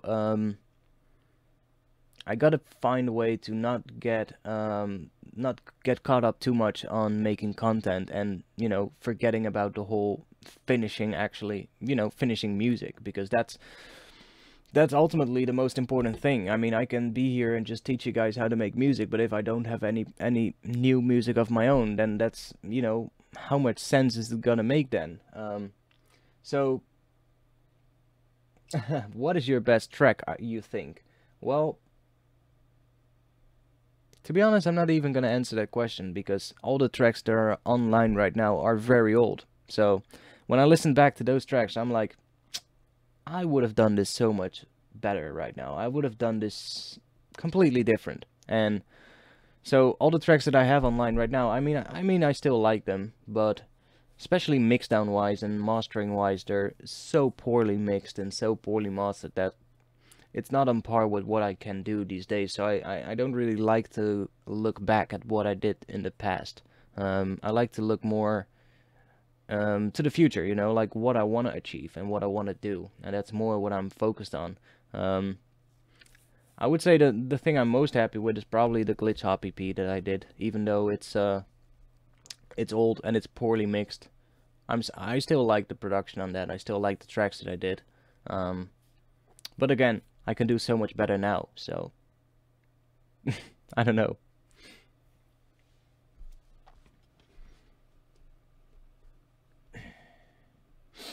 But yeah, if you want to catch my tracks, if you want to see them, there's a few tracks on my YouTube account and a few on my SoundCloud as well, so have a look at that. It's pretty simple. Just go to SoundCloud, type in ARTFX, and you'll find me, or go to soundcloud.com/artfxdnb. That is my URL, and that way you can find me as well. Like I said, I'm working on a lot of new stuff, but I'm trying to find something that I guess I just gotta find some inspiration again. I guess that's just the problem right now. I'm uninspired. I've been super busy the last few weeks as well. It's like my mind is all over the place, so maybe that has something to do with it. Who knows? I think it actually does. I've been super busy the last week. Like I've been doing a lot. I've been having meetings and appointments here and there, so I really had no time for music pretty much along the entire week. So I think that has something to do with it as well. Just I guess it's stressful times. That's probably the best word for it. So do you guys have any other questions? Any question that you want to ask, do it right now. If you want to be part of a music production community and be part of, well, stay up to date with my videos, stay up to date with my live streams, and share your music. Maybe get some tips from me directly. If you want to have that, then check out the invite link to my Discord server below the stream. It would be great to see you guys there. I'm usually there after the stream. Just to chat to you guys. And if you want to get feedback though, if you want to get feedback from me directly, there's actually a dedicated feedback channel in the server. But if you want to get feedback from me directly, always mention me when you post your track, because otherwise I'm not gonna see it. There's too many stuff being posted in there for me to just check them out all. I would love to check all those tracks out, but it's just simply not possible. There's too much of them. I would be spending my entire day just listening to tracks and giving people feedback, and that's not what I'm doing. So if you want to get feedback from me directly though, you can do that in the Discord server. You can just post your track, mention me, and I'll get back to you as soon as I see it, or as soon as I have time to actually check your track out. If I really don't have anything constructive to say about your track, I might just give you a short little notice like, sorry man, I don't really know what to say about this track, but usually I know, so usually I'll give you some feedback. Kind of depends on the track, you know. I don't listen to each kind of music, so sometimes my feedback might be a little bit less, like, if you're gonna post like a deep house track, you know, I might not have that valuable feedback on it because that's not a genre I make, but I can still try. You know, I can always give you some tips, especially on like the mix down or the production, or you know, maybe even give you some pointers in how to make it sound better. So every genre is welcome in the Discord server, so it doesn't matter if you make hip-hop music or if you make drum and bass. There's a lot of drum and bass people in there though. So there's a lot of people who do a lot of drum and bass sound design, but if you do film music or if you do, I don't know, house music, you're welcome as well. Every genre is welcome, and I think having a more wider variety of producers in there is actually a good thing, because you can take bits and pieces from each different genre and use that within your own genre, and that'll probably make it sound a bit more original. So having people from all across the world, from all kinds of different genres, is definitely a good thing. The server is a big success though. It's a big, there's a lot of people in there, so we've been doing pretty good. It's yeah, it's definitely a place where I would like more of you guys to come to. So if you haven't joined yet, then check it out. And other than that, catch some good sleep. I've been sleeping well the last week actually. It's not sleep. I'm not tired or anything. That's not the point. It's just my mind has been going from everything, from this one side to the other side. It's jumping back and forth from thing to thing, and I'm doing all kinds of things, you know, at the same time. I think that's just a whole problem, you know. So hope to see you on Eat Brain. Well, that would be great. I would love to be on that label. Yeah. So I hope you guys liked today, even though we didn't do that much. Tune in tomorrow. We're gonna try to do a photo editing live stream. So we're gonna go into Lightroom, maybe some Adobe Photoshop, and we're gonna see what we can do with that. So it would be great to do that tomorrow. If you guys want to see that, tune in tomorrow. I'm not sure what time it'll be, so keep an eye on my Twitter. I'll keep you guys posted on there, and I'll also keep you guys posted in my Discord server. So if you want to stay up to date with that, join or follow me on Twitter, and I'll keep you guys posted on that. Probably will be tomorrow evening, maybe maybe similar time like today, 8 p.m., something like that. So if you guys want to be there, would be great. I hope to see you guys tomorrow. So that's it. I'm gonna focus on getting my stuff together and hopefully getting some inspiration again. I've started watching a Netflix series called Altered Carbon, and I've watched the first 2 episodes, and I really like it so far. So I think I'm just gonna watch that right now and just hope that that gives me some inspiration. Other than that, I enjoyed today's stream, even though we didn't do that much. I still enjoyed it. We got some stuff done, at least. It wasn't completely useless. So, yeah, that's it, and I hope to see you back tomorrow. Peace.